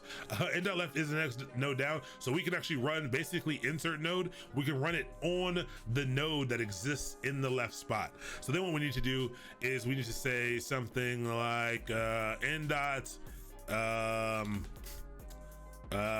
we just need to run, what is this? In.left is a node, and on a node we can run this this method, and so dot insert node, and we still need to pass in the same value. We need to pass in we still need to try to put num in there, and so I think this will do it for us, because again, this method, all you gotta do is call it like this. And so here's what's gonna happen. Let's follow the logic of what's gonna happen. We are gonna say, let's say we're trying to implement 3, 5 is already in there. So what's gonna happen is, actually, let's run through this exact thing. 17 goes in, 17 starts the whole thing off. 5 attempts to go in, we try to put it in there. It goes into this function. It says, hey, is in.value, which is 17, is 17 greater than 5? Yes, it is. So we're gonna run the code underneath this if block. Then it's gonna say, hey, if in.left, what is in.left? Again, it's this node right here, and we're gonna check the value there. If it's nil, if that spot is empty, go ahead and stick this number that we just passed in into this left block. And so for 5, this node is going to be empty. This spot's going to be empty, so 5 is going to go in there. Great, that's done. It'll drop out of here and it'll keep moving along. Now it'll try to do 3. So 3 will come in. 3 will say, hey, is 17 greater than 3? Absolutely. So let's go ahead and run this code down here. Is 17 dot left, is it empty? No, it's not. It's not empty anymore. 5 is now there. So because it's empty, I'm going to skip this code and I'm going to run this code. And what it's going to do on in.left, what is in.left? In.left is a pointer for the number 5 node. We're going to run insert node again on the number 5 node. Okay, so we're gonna take that same number and we're gonna stick it all the way back in here, but this time the node is now going to be the 5 node rather than the 17 node. And so this whole thing is gonna run again on the 5 node. It's gonna run through, it's gonna say, hey, is in.value, which is now 5, is 5 greater than 3? And so say, yes, it is. And it's gonna say, hey, is in.left nil? Yes, now it is nil. Okay, now it's nil. And let's draw this out. Ooh, Towers of Hanoi. That's really good as the first example. I like that. I like that. I have not done that. That sounds pretty good. We might have to do that. That's pretty dope. Yes, recursion can be, recursion is tough to understand. It really takes a while, and I think you have to implement it a number of times before you can truly understand it personally. But yeah, so let's draw out what it looks like. Again, I think pictures are a little bit better. And so let's say the first node we started out has 17, and why is it not showing? Oh, because I unplugged it. That makes sense. You know, sometimes the best answer, the right answer, is the simplest one, and it's because it's not plugged in. Let's get this plugged in again. I don't know why I unplugged it. I wasn't really thinking. All right, come on, there we go. Get on in there. There we go. What's up, Pandora Light 24? I like the name. Welcome to the channel. Good to have you. All right, so we have our node, which is 17 to start everything off. First time we were in the insert node. Insert node comes in. It says, "Hey, all right, is which side do we send number 5 to?" So that's our code. Which side do we send it to? If it's less than, we send it to the left. If it's greater than, to the right. So obviously 5 is, we're gonna try to put it over here. And the first thing it's gonna do is say, hey, is this spot right here, is it empty? And we say, if it's empty, go ahead and put it in there. So now 5 ends up in here. Great, cool. Now the 3 comes along. The 3, we got it here. We say, is 3 greater than 17? And we say, no, 3 is not greater than 17. So that means it needs to go off to the left as well. But we're checking this. We're saying, hey, is this empty? And it is not empty. So it's not empty at all. So what we do is recursion. And so we call the same function, but now we're calling the same function on this node right here. And so now what it does is it reruns that exact same thing it just ran with the same input value, but now it runs it against this one instead. And it says, hey, all right, actually, is 5 greater than 3? And we're gonna say yes or true. So that means this also needs to go to the left. So we need to put it off here. It's gonna say, hey, is this empty? And it is. So we're gonna go ahead and stick 3 right here. And that is how it works. Again, it's super confusing. I highly encourage you to go watch some people's videos about these things as well. Hear this content, hear it from a lot of different sources. You know, we're doing it here together, collaboratively, but it's completely okay. Like, go out, hear it as many times as you need to hear it, watch as many videos on it. It may not click, it may take forever for it to click. A lot of this stuff took me a long time. Like, again, I'm not a software engineer. And so a lot of these concepts took me a while to like really understand. And sometimes it takes for the right person to say it to you with just the right words for you to get it. Sometimes you'll get it in the middle of doing something else. And so it's pretty crazy. Value, I enjoyed your show. It's a week to learn, explain a lot what you do. I appreciate that. Thank you so much for the kind words. It does, it helps me keep going. I do appreciate it. I really do. All right, so let's get back to it. Let's now, so now it'll go into the right or left spot, and that should do it. I think we already, did we already test this? And so what this will do now is, again, so it will still show us the same thing. And so maybe real quick before we do the search nodes, what time is it? Perfect. Maybe we'll try to write something to list out the path it takes really quick. Let's do that real fast. Let's see if we can. So maybe not delete nodes. Let's put list, or we can just put some, actually we can just put some print statements in. Here's what we can do. Let's put some print statements in to see what's happening. We're gonna say, if it's bigger, we're gonna say, format dot print line. We're gonna actually, let's do print F. We're gonna say, percent V, is less than, percent V. Okay, comma, putting it on the left. Let's say inserting on left. All right, so we'll say this, and then we will call in dot num, comma. Don't worry about this part. This is just me doing a little formatted print statement so that we can just see, basically just putting in some logs here so we can see what's going on. And maybe it'll be easier to follow a little bit. And value. And so right there, this will let us know that it's less than or equal to. So we can follow this, and let's also put one here, and let's say is greater than. Okay, and so we'll put that there, and then we'll also put here, let's paste this. Place this here, and we will say,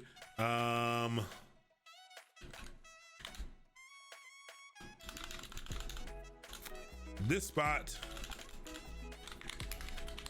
is empty, comment inserting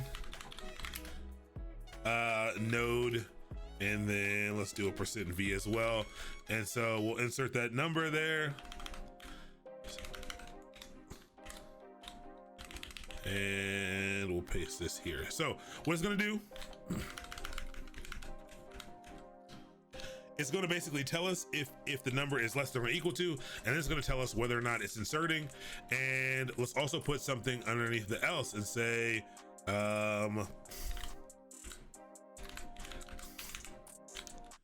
let's say this spot is not empty.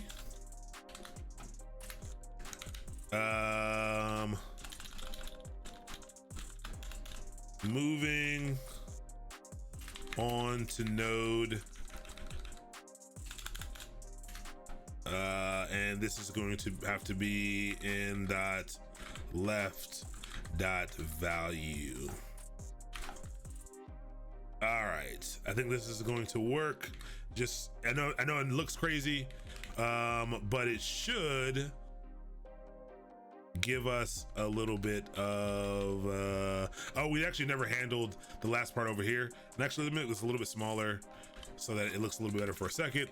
We actually never handled the greater than side. So if it's greater than or equal to num, go ahead and print this out.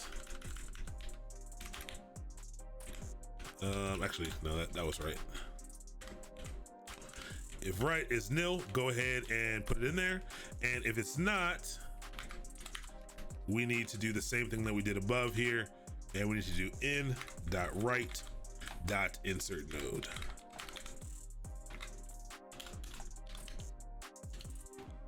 And num. All right, we'll clean this up in a little bit so that it looks better and it's a lot more readable. But I just want to, I wanted to get us some print statements in there to see if it looks good. See if we can, ensure that it's looking good. So let's actually grab. Let's ink this and let's put this right here. Okay. Now, this is probably not going to save properly. Oh, it did save properly. Let's go over to this side. Let's make this side a little bit bigger and let's run it. Okay, check this out. So it says we start here with 17, nil, nil. It says, hey, 5 is less than 17, inserting on the left. Oh, actually, hold on. Let me make this a little bit easier to read by, I forgot these are printfs. What is this? SFO. And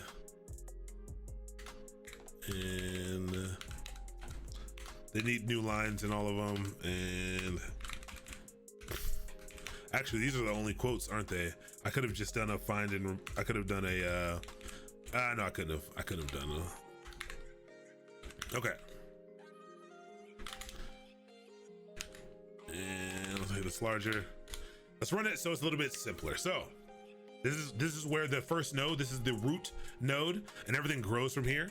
5 is less than 17, inserting on the left. This spot is empty, inserting node 5. Okay, so lets us know that works, and then it prints it out, and so it's inserted node 5 here. Then it says 3 is less than 17. Oh, I need to change this, inserting on right. Moving on, this spot is not empty, moving on to node. Okay, let me change that really quick and rerun it again. Let's clear this.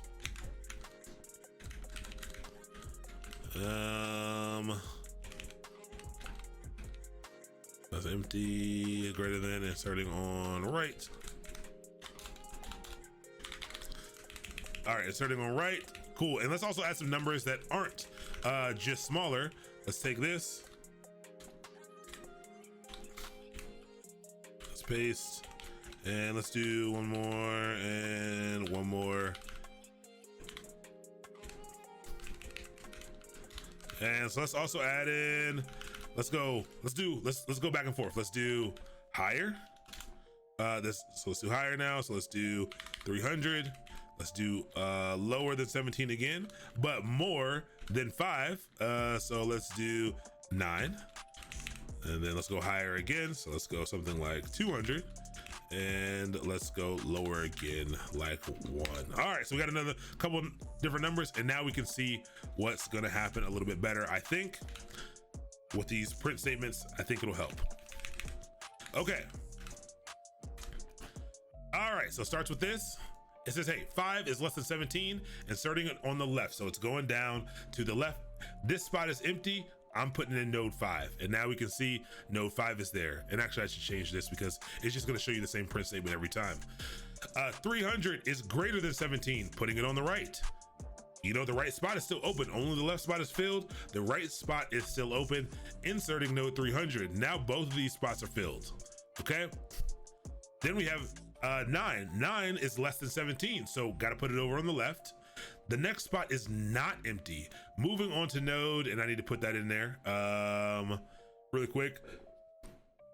Oh wow, extra int 5, I need to fix that really quick. Is greater than 5, inserting on the right. 9 is greater than 5, so it's putting on the right. This spot is empty, go ahead and put it on the right, but that's of the 5 node. 200 is greater than 17, putting on the right. It goes off to the right. Remember, 300 is already there, so that spot's not empty. Moving on to the next node. 200 is less than 300, inserting on the left. All right, so we got right and left, and then it continues to go down the tree. We'll make something to actually print out the trees really quick so that you can kind of see what the tree looks like. But right now, right now it's just printing out the very first node. And remember, the first node is always going to have the same pointers, and if you follow the pointers, they'll keep going, and we'll figure out how to print that out. Oh, there, I follow you now. Enjoyed your show. Oh yeah, I read that already. Thank you. I again appreciate that. Starting on left twice, I did. Love your show. What's up, Shaggy Puff? First off, how you doing? What days do I go over Golang? For this course, for this decoded, we do a couple different languages. We're going to be doing Go all through next week. That's actually a great question, Shaggy Puff. First off, so I'm doing an advanced Golang workshop at GopherCon. The GopherCon is, the premier Go conference. It is virtual this year. I actually don't know if it costs or not. We're supposed to be there in person. We're supposed to be in Florida, but it is online now. It is November. It's like the week of November 9th. So I'm going to be doing a workshop on concurrency and performance, and understanding, how to really do some testing on that and make sure your applications are being performant. But I think that week leading up, I think I'm going to end up doing a GoBridge workshop, and we might make it a whole week-long GoBridge workshop. So where it basically takes you from not zero to hero, but basically just allow people to get into to learn Go from the very basics on up. So I think that's going to be a good idea. But yeah, developer on the Go compiler team in the midst who also streams. Oh, dope. That's awesome. It does cost. It does cost. Yeah, no, I wasn't sure what they did when they switched it to virtual, but I highly encourage you to check it out. If you can make it happen, make it happen. But I think the week before, because I actually think Eric.dev does some dope stuff. I think Eric.dev is. Are you actually talking there?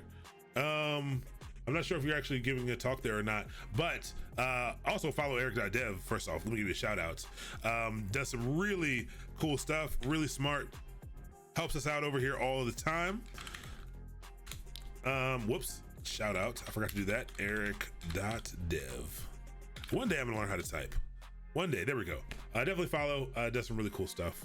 But yeah, I think you sent me a whisper about doing something leading up to GopherCon, and I think we're gonna try to do that. Oh, only emceeing? Okay, at my own conference. Yeah.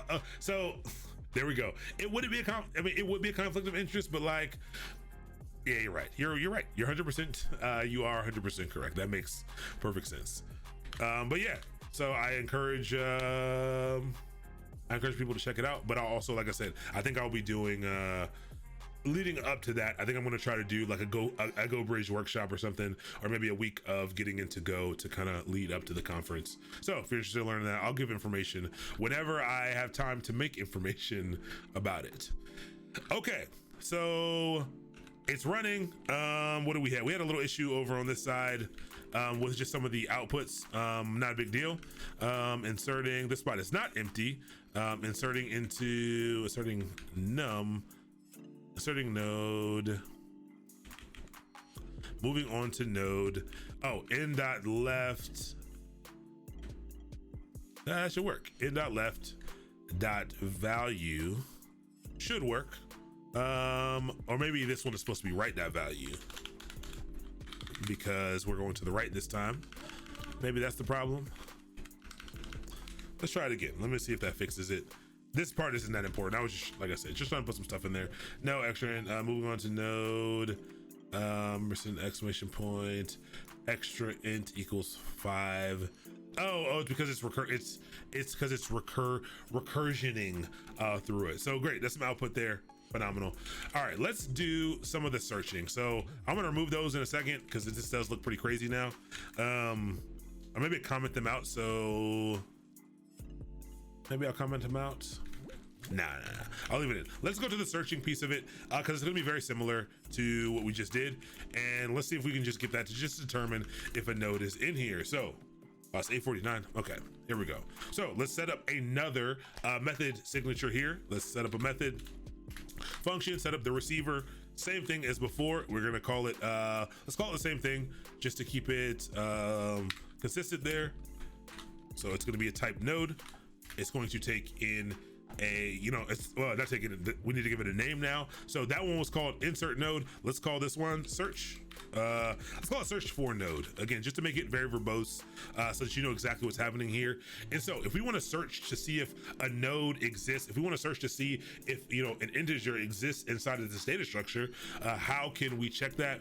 The way that we can check that is by passing in an integer. So we can pass in a num, again, same thing, which is going to be an integer. And we do need an output this time. Before, we did not need an output. This time we do need an output. Why do we need an output? Because we need to know whether or not this is true or false. We got to know if it's true or false, and what type is true or false. It is type Boolean. All right, so this is how we're gonna start things off. Take a look at it, wrap your head around that piece. Thank you so much, M. Dembski. Thank you for the follow. I do appreciate it. Sounds like you're doing some pretty dope things. I will absolutely give you a follow back and check you out. I love it. I love the science and tech section of Twitch. It's pretty exciting. I'm always pretty floored by all the cool things people do. It's pretty dope. Definitely pretty dope. Let's see. So I'll get a little bit of water before we knock this search part out really quick, and we'll have the basic search stuff. You can get more advanced with this, but we'll keep it pretty simple. And we'll clean it up. We'll clean it up a bit so that it is not so has all the outputs in it and stuff and looks super weird. Yeah. Okay. So now what we need to do is we need to basically check for value. So, when we're talking about arrays and linear data structures that you're probably used to, if you want to search to see if something is there, you've got to run through all of the items basically. You gotta iterate through the entire array. You got to start at the beginning. Well, you can start wherever you want really, but you got to start somewhere and you've got to iterate through and move over one, say, hey, number, stuff in this box, are you what I'm looking for? Nope. Next box. Are you what I'm looking for? Next box. What are you looking for? And so, that's not an amazing way to find things. Works, but depending on how big your data is, you might need something a little bit better. And that's why these, sorting and searching are so, they're really tied together. A lot of what we do next week is going to be a little bit of both, but we need to go through, we need to be able to look through this tree and determine if this node is here. So what's one of the first things we can check for? The first thing is that, if, think about it, think about it. I was really, it's funny because the first 3 times I ever implemented this, and I implemented it in Python first, I think. And the first 3 times I ever did it, I always did it very verbosely, very verbose. And I would go through and I would check everything and, make sure everything was good. I had all these double-sided conditionals, if this and this and all the other stuff, great. It does work. That works. That's completely fine. If you want to do that, but there's some simpler ways to do this. And when I found this out, I felt the same way that I found out when when I you learn how to do FizzBuzz for the first time successfully, and you have probably the first line is probably if num mod 3 or num mod 5 and num mod 3 equals 0, both of them there, if both of those things happen, that's probably the first option in the list. And then you go down and then someone tells you, you know what, you don't need to have both of those equality operators or both of those comparison operators. You can use a single one because you can use the least common denominator, which is 15, and you're like, oh man, that's crazy. Very, very simple, but crazy. And this is kind of how I felt about this. But if you're searching through all the nodes, if you want to know if a node is in the tree and you're searching through those nodes, If you ever get to a spot with an empty node, if you've done your logic correctly, that means that this thing is not in the tree. Okay, so think about that really quick.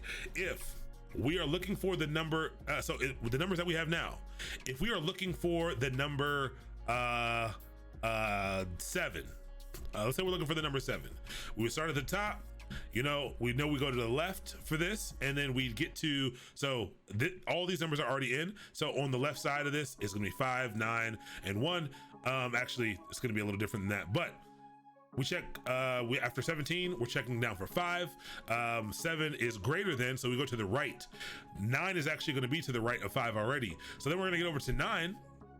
And we're gonna check. We're gonna say, hey, is this sorry, I didn't mean to do higher or lower, but we are going to do that comparison. And then we're going to get to 9, and we're going to say, all right, cool, is 7 higher or lower? And we're going to say it's lower, so we're going to check to the left, and we look to the left. 1 is actually going to be there, and we get to 1, and we're going to say, is 7 greater than or equal to 1? And it's going to say greater than. Then we're going to try to go over to the right of 1, and there's actually not going to be anything at the right of 1. So if we ever get to where the node is nil, if we ever get to a nil node, if we do our logic correctly, that means that automatically we have a false value. Like this thing is not here. So we can start off right at the beginning to say, if n equals nil, go ahead and return false for us.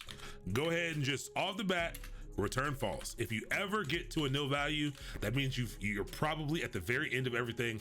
Go ahead and deliver us a false value. So funny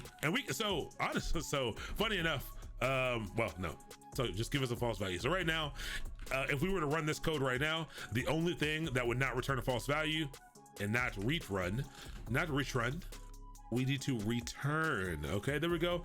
This is why I highly encourage everyone, this is why the IntelliSense and the color coding helps code so much, because I was like looking at that, I was like, that's not right. It needs to be a different color because it's supposed to be. Return is a keyword, okay?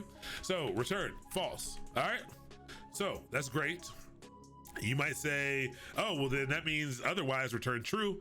Not quite. We still need to check for these things. We still need to iterate through the list. We're not iterating through the list right now. And so we need to know which way to follow. We need to basically follow the same logic that we did up here for insert node, because we need to be able to follow the right branch. We need to follow the right strategy to get down to where we're going. Because again, if this tree, the way this tree is structured, a node can only take a single path. The value of that node can only take a single path. And so we can go ahead and we can handle that. Hold on, let me move this off the thing. And so we are going to basically,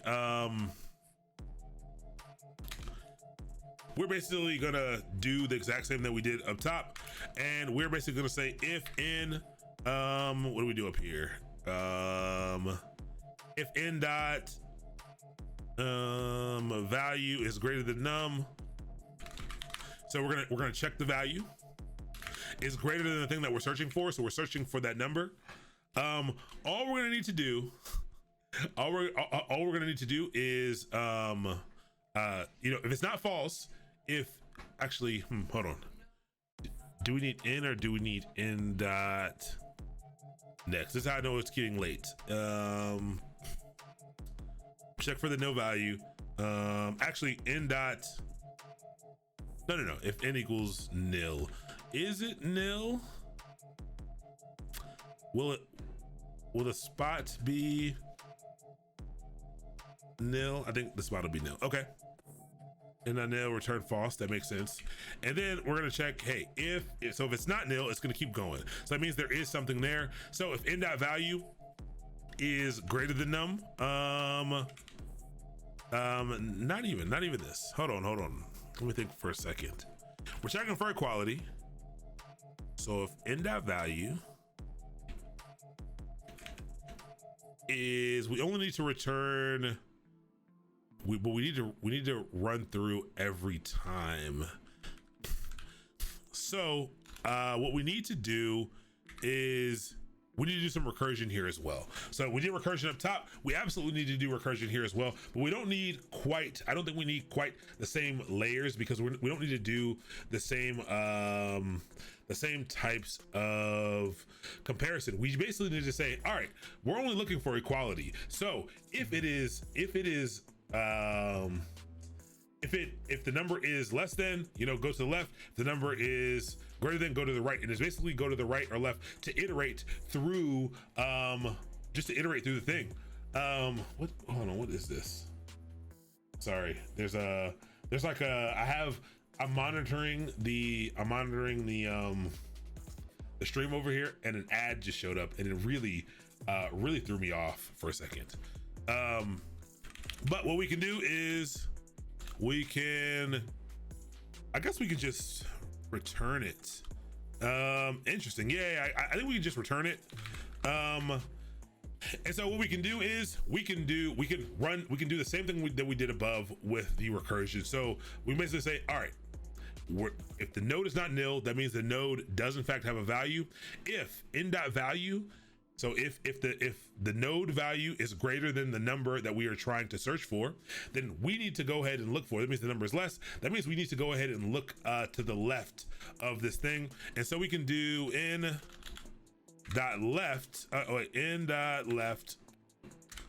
dot search for nodes. So this is the same type of recursion here, and we're going to look for the number. Okay. And so this is going to implement the same type of thing here. All right. And you might be saying, hey, wait, what's going on here? We're going to work through it. We're going to work through it really quick. What's up? Durga, yeah. How are you doing today? Welcome to the stream. We are almost done implementing our binary search tree. Really close to being done right now. So we're going to check if it's greater than. If it's not, and then else if. So why do we need an else if? We need an else if and not an else, because there are three cases here. There's greater than, there's less than, and we are doing a search for equals to. And this is not the way that you would probably implement this right up front. This is I think I implemented this one way, and then I saw this and I was like, this is very interesting. I like this way of doing things. It's less explicit, but it makes perfect sense with less code. And so you say else if in.value, else if in.value is less than num, then do the other thing. So we still need the return here, and we do in dot right. So we do the right this time. Dot search for node. No. Okay.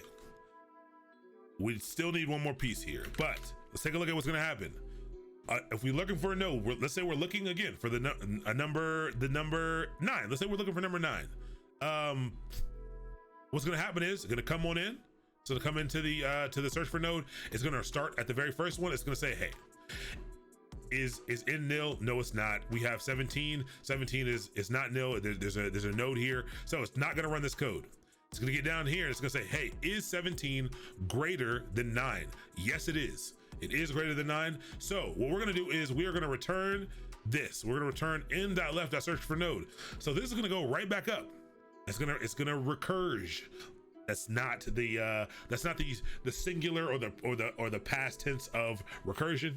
But we're gonna use we're gonna put it on a shirt. Recurge. We're gonna recurge back through, and now it's gonna run this same search for node thing against the node that's in the left pointer. So we know it's less. So it's gonna grab the pointer and it's gonna run this on that node, and so it's gonna come through again. If that node is not nil, it's going to do it again. It's going to determine which one it is. It's going to move on to the next one. And you might be saying, oh, why is it like it's not making any action? And again, we're not checking for equality here. Why don't we need to check for equality? We don't need to check for equality because if it's empty, we know we're at the end. But if it's not empty and it is greater than or it's equal to, that means it's going to run one of these, and we know that if it doesn't do this and it doesn't do this, we know that it's equal. So if it's not nil, if it's not greater than, and it's not equal to, we've used up all the cases, and all we got to do right here, because we have these return statements, all we have to do is return true.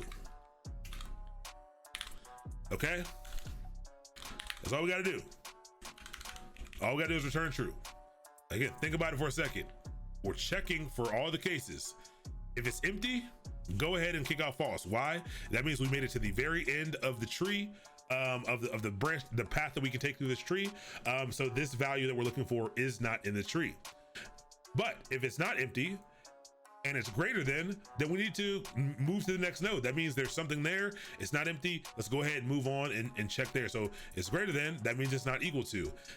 Or if it's less than, that means it's not equal to. But if it's equal to, because we've already checked all the other cases, we don't need to do another else if equal to. Like, we don't need to do this. We don't need to grab this right here and, you know, and copy it down to here. We don't need to do that. And this would work.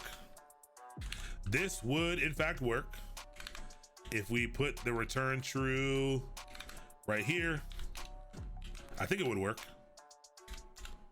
So you can do like this, very explicit. So we're checking if it's greater than, then checking if it's less than, or checking if it's equal to. You can put the equal to first if you want. But why are we returning this? Because it'll just keep doing the recursion until it gets to return false or return true. Those are the only options it can end up finding. And so this will work, I think, if I wrote this right. And so we pulled out, the stuff is still up here. So let's not print out all the nodes here. Let's just do a bunch of inserts. And let's also delete this one.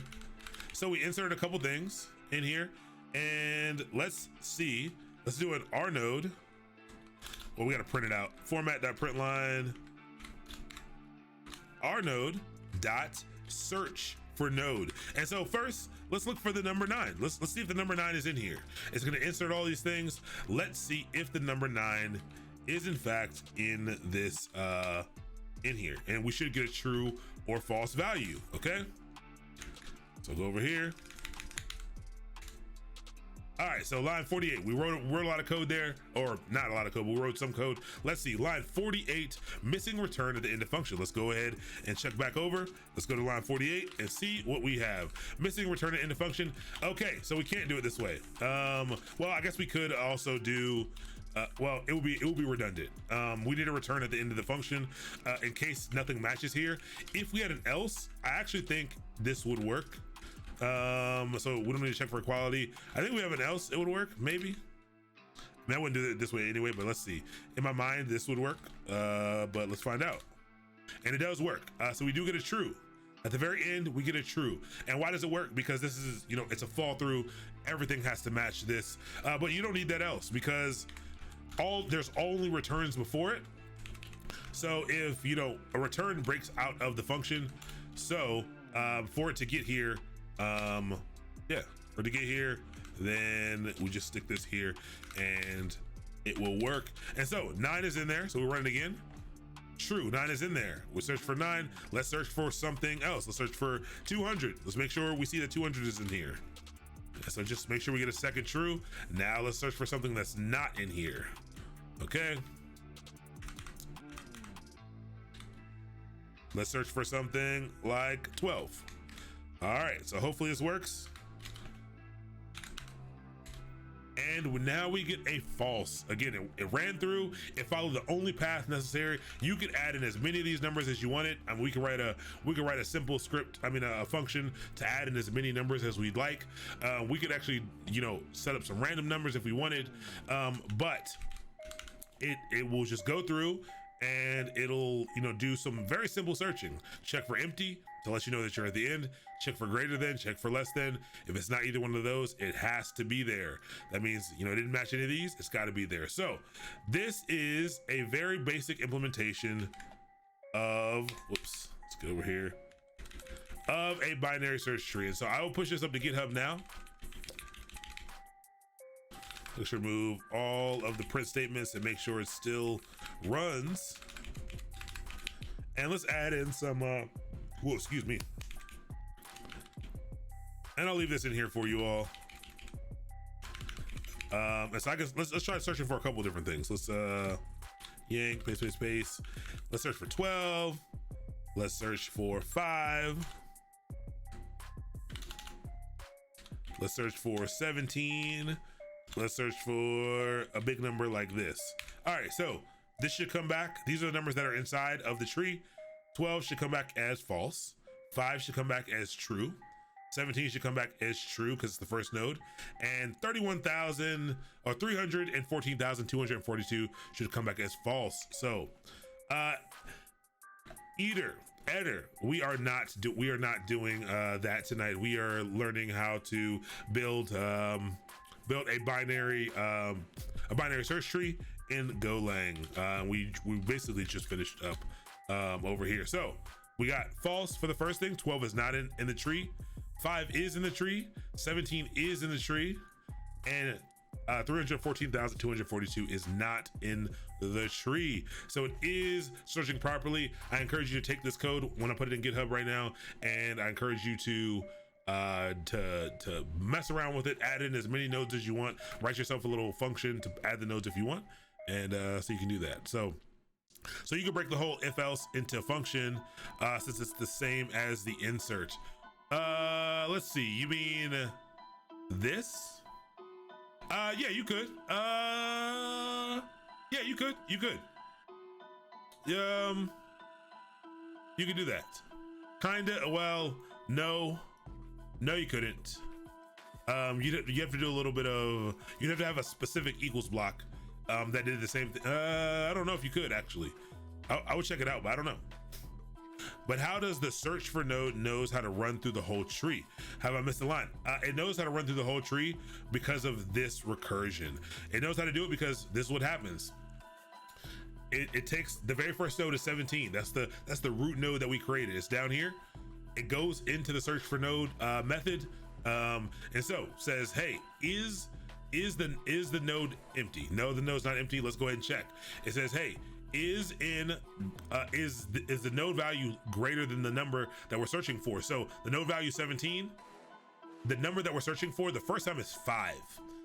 5 is, this is a true statement. So this code will run. 17 is greater than 5. The statement is true. It will run this. So, but it's running it. Look what it's running it on. Down at the bottom, we're running search for node right on the node. Right here, we're running it on n.left. What is n.left? N.left is a pointer to another node. So we're rerunning the search for node. We're rerunning it on whatever the pointer is in the left spot. So that basically takes you down. It basically is running the same function that you just ran on this top node, and now it's running it on the next one down. And so it'll keep doing this until it gets a match on this, or it falls through to this. It'll just keep running. It'll keep running until that happens. And so it gets a little, yeah, again, recursion is very interesting. Don't sweat it if you're like, yo, what the heck is going on? Again, look at it, watch a couple other videos on setting this up. So the implementation is going to be different in different languages. I encourage you to check out someone implementing this in different languages. I wish we had more time so we could try to implement it in some other things. What is up, Pylang? How you doing? But yeah. And so again, it's just a recursion. You can do it. So you can do it without, you could do it without doing a return here. But it would, I mean, you'd have to add in, actually more if statements underneath, which is a little bit annoying. So let's push this up to Git, and I'm tired of making new repos, so I need to clean this up. So what we're gonna do is let's find, I think we have a decoded repo. I think we have a decoded journeyman that I'll clone it to this computer because we haven't been working off of this computer, and we'll stick it in there. We'll have to go through Brenton. Brenton is the best dragon, and I think we have so many random repos in here. Decoded data structures. I'll put it in decoded data structures. So let me grab this. Ooh, let's see. Let's do it. Nah, too much work. Because it's 9:13. Yeah, let's clone this.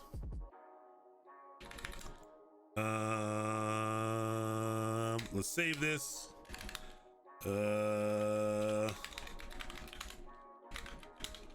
Let's close one of these. How do I do this? There we go. All right, I'm gonna clone this. I'm gonna copy binary search into Dakota data structures. And that's in there now. Get status, get add, get commit, added Golang, Golang implementation of binary search tree, and git push.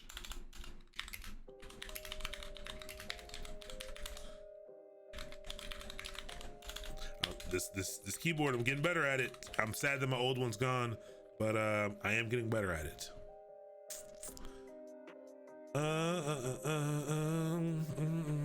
Okay, that's it. So now if you want to check it out, if you want to grab the code, you want to copy along, I'll keep putting the stuff in here.